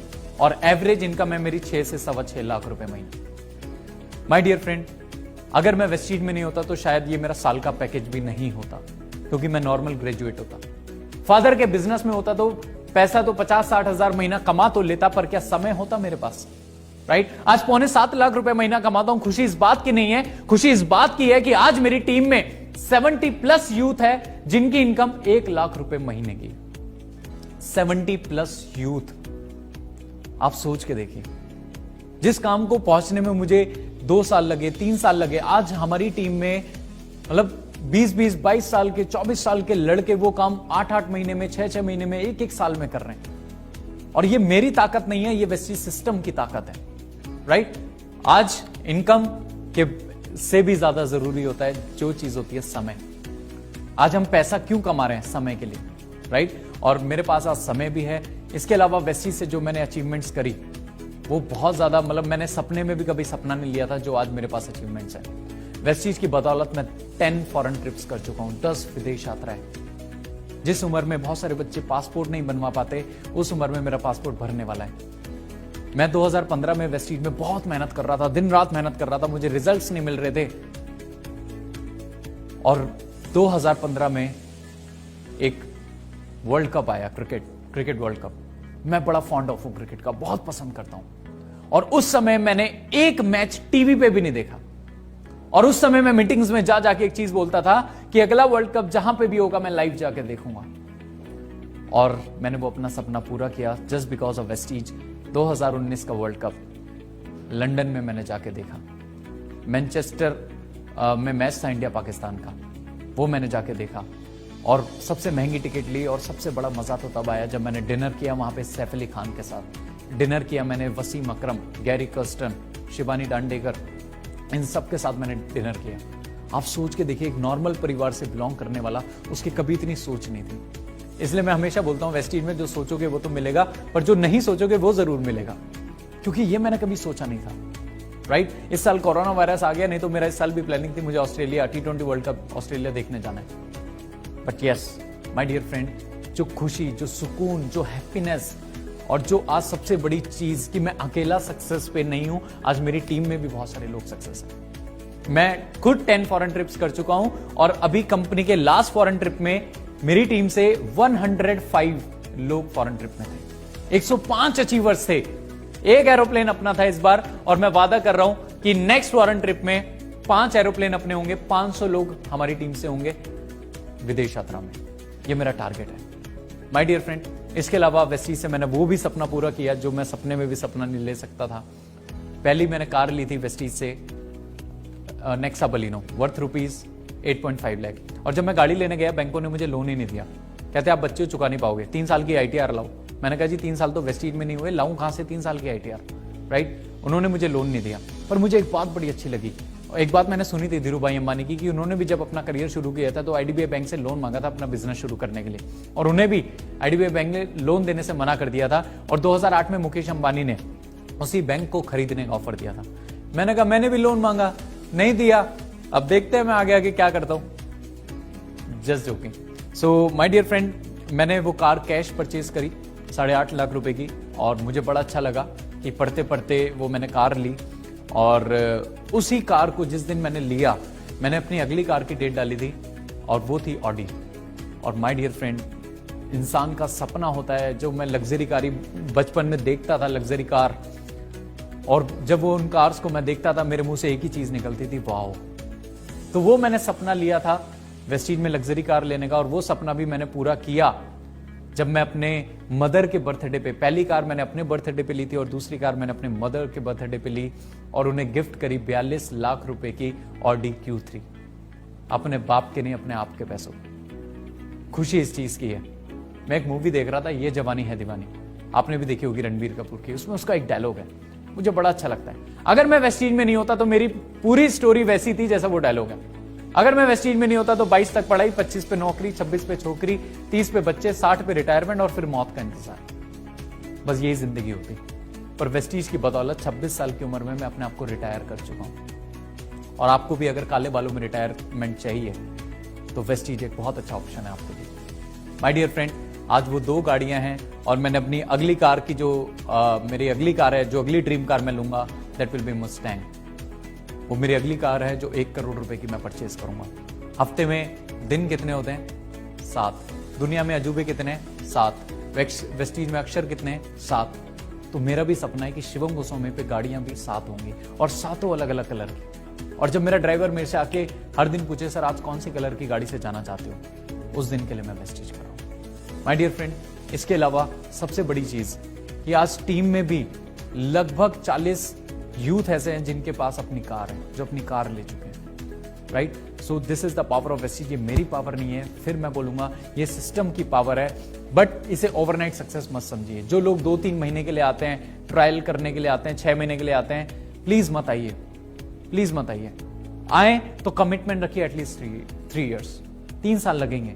सीखने का प्रोसेस है, हर चीज का एक प्रोसेस होता है, हर चीज का एक टाइम होता है। आपको पता है, मेरी क्लास में एक लड़का था, वो हर सब्जेक्ट में फेल होता था।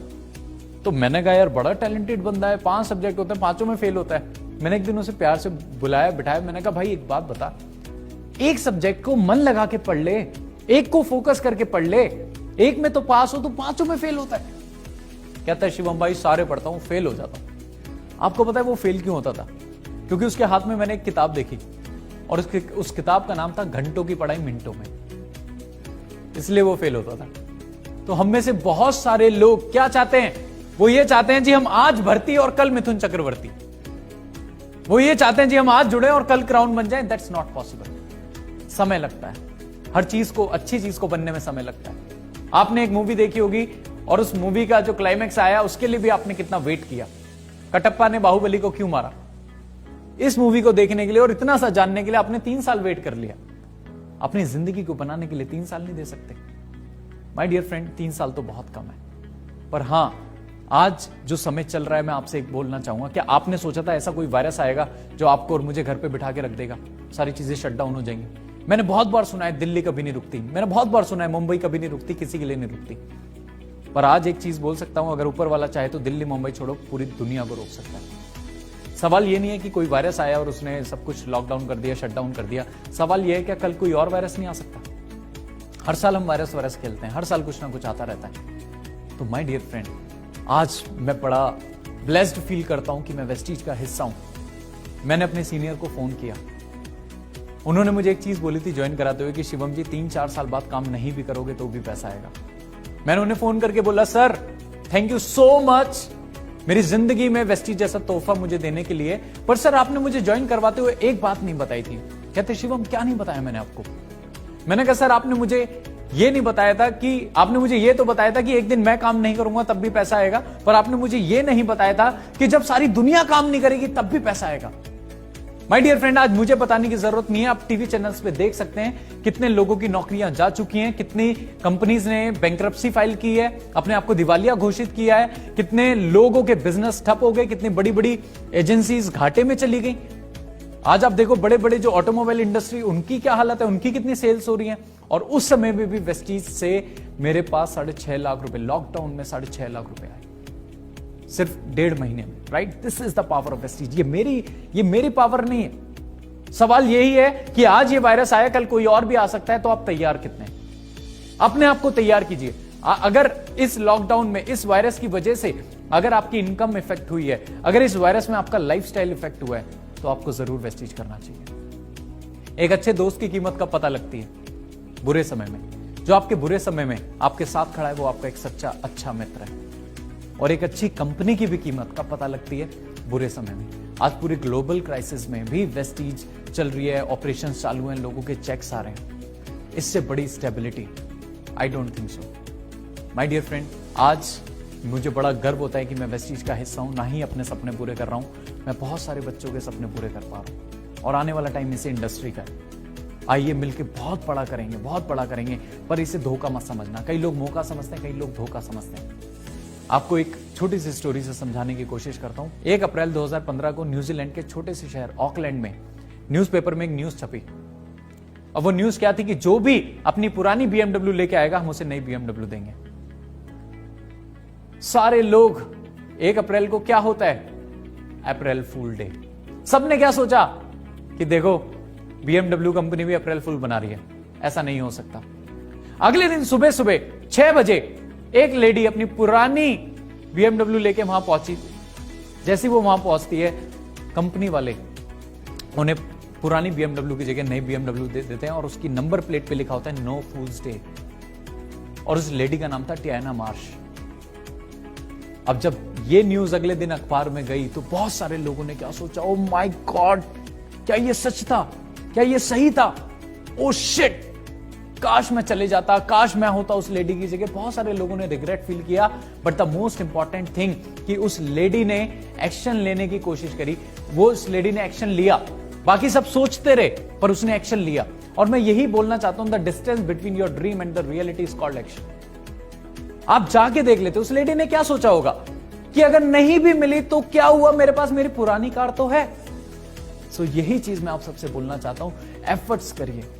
बहुत बड़ा मिलके इस इंडस्ट्री में हम रिवॉल्यूशन ला रहे हैं, लाएंगे। आज Vestige is now top 30 in the world और इतिहास बनते हुए हम देख रहे हैं। और आने वाले टाइम में भी हम बहुत आगे जाने वाले हैं। अपने एक एक सपने को चुन चुन के पूरा करने जा रहे हैं। बड़ी बड़ी खोज इस लॉकडाउन में हुई है, इस चीज को हमें समझना है। अगर मैं आपको समझाऊं, 1666 में लंदन में एक प्लेग की बीमारी फैली थी, जिसकी वजह से लंदन को लॉकडाउन कर दिया था, राइट? और वहीं न्यूटन अपने घर के पेड़ के नीचे बैठे हुए थे और तभी उनके ऊपर आके एक सेब गिरता है और वहां लॉकडाउन में ही न्यूटन ने किसकी खोज करी थी? Gravitation force. कहां किया, कब किया? जब सारा शहर लॉकडाउन था। तो ऐसा ना समझिए कि सब कुछ खत्म हो गया है या कुछ नहीं है। अभी भी हमारे पास बहुत कुछ है, बहुत कुछ है बड़ा करने के लिए। आइए मिलके हाथ मिलाते हैं और वेस्टीज से अपने सपने पूरे करते हैं। मैं साथ हूं, पूरा वेस्टीज फैमिली आपके साथ है, आपके एक एक सपने को आपको पूरा करवाने के लिए। बस एक ही चीज बोलूंगा, समय के साथ बदले। समय के बाद बदलेंगे तो बड़ा रिग्रेट फील होता है कि काश मैं तब कर लेता, काश कर लेता। सो माय डियर फ्रेंड, ये छोटी सी स्टोरी और छोटी सी स्टोरी से मैंने कुछ चीजें आपको सिखाने की कोशिश करी और यही चाहता हूं कि आप भी अपने सारे सपनों को पूरे करें, जैसे मैंने किया और जैसे लाखों लोगों ने वेस्टीज से किया और लाखों लोग कर रहे हैं। लास्ट में बस एक लाइन बोलना चाहता हूं, सपने वो नहीं होते जो सोने के बाद आते हैं, सपने वो होते हैं जो सोने नहीं देते।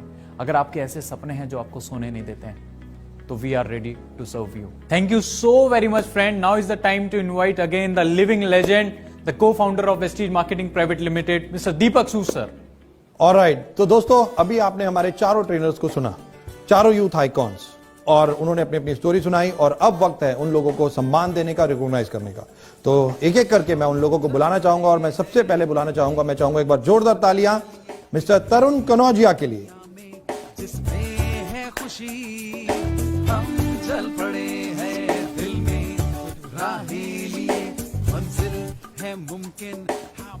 और आगे बढ़ते हुए मैं बुलाना चाहूंगा mister Shivam Goswami. Come on.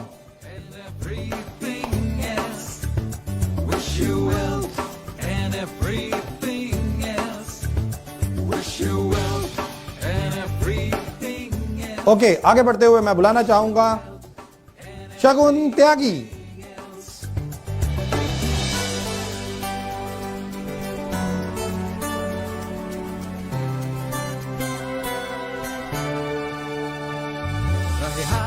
दोस्तों आगे बढ़ते हुए मैं बुलाना चाहूंगा मिस्टर दिनेश कदम।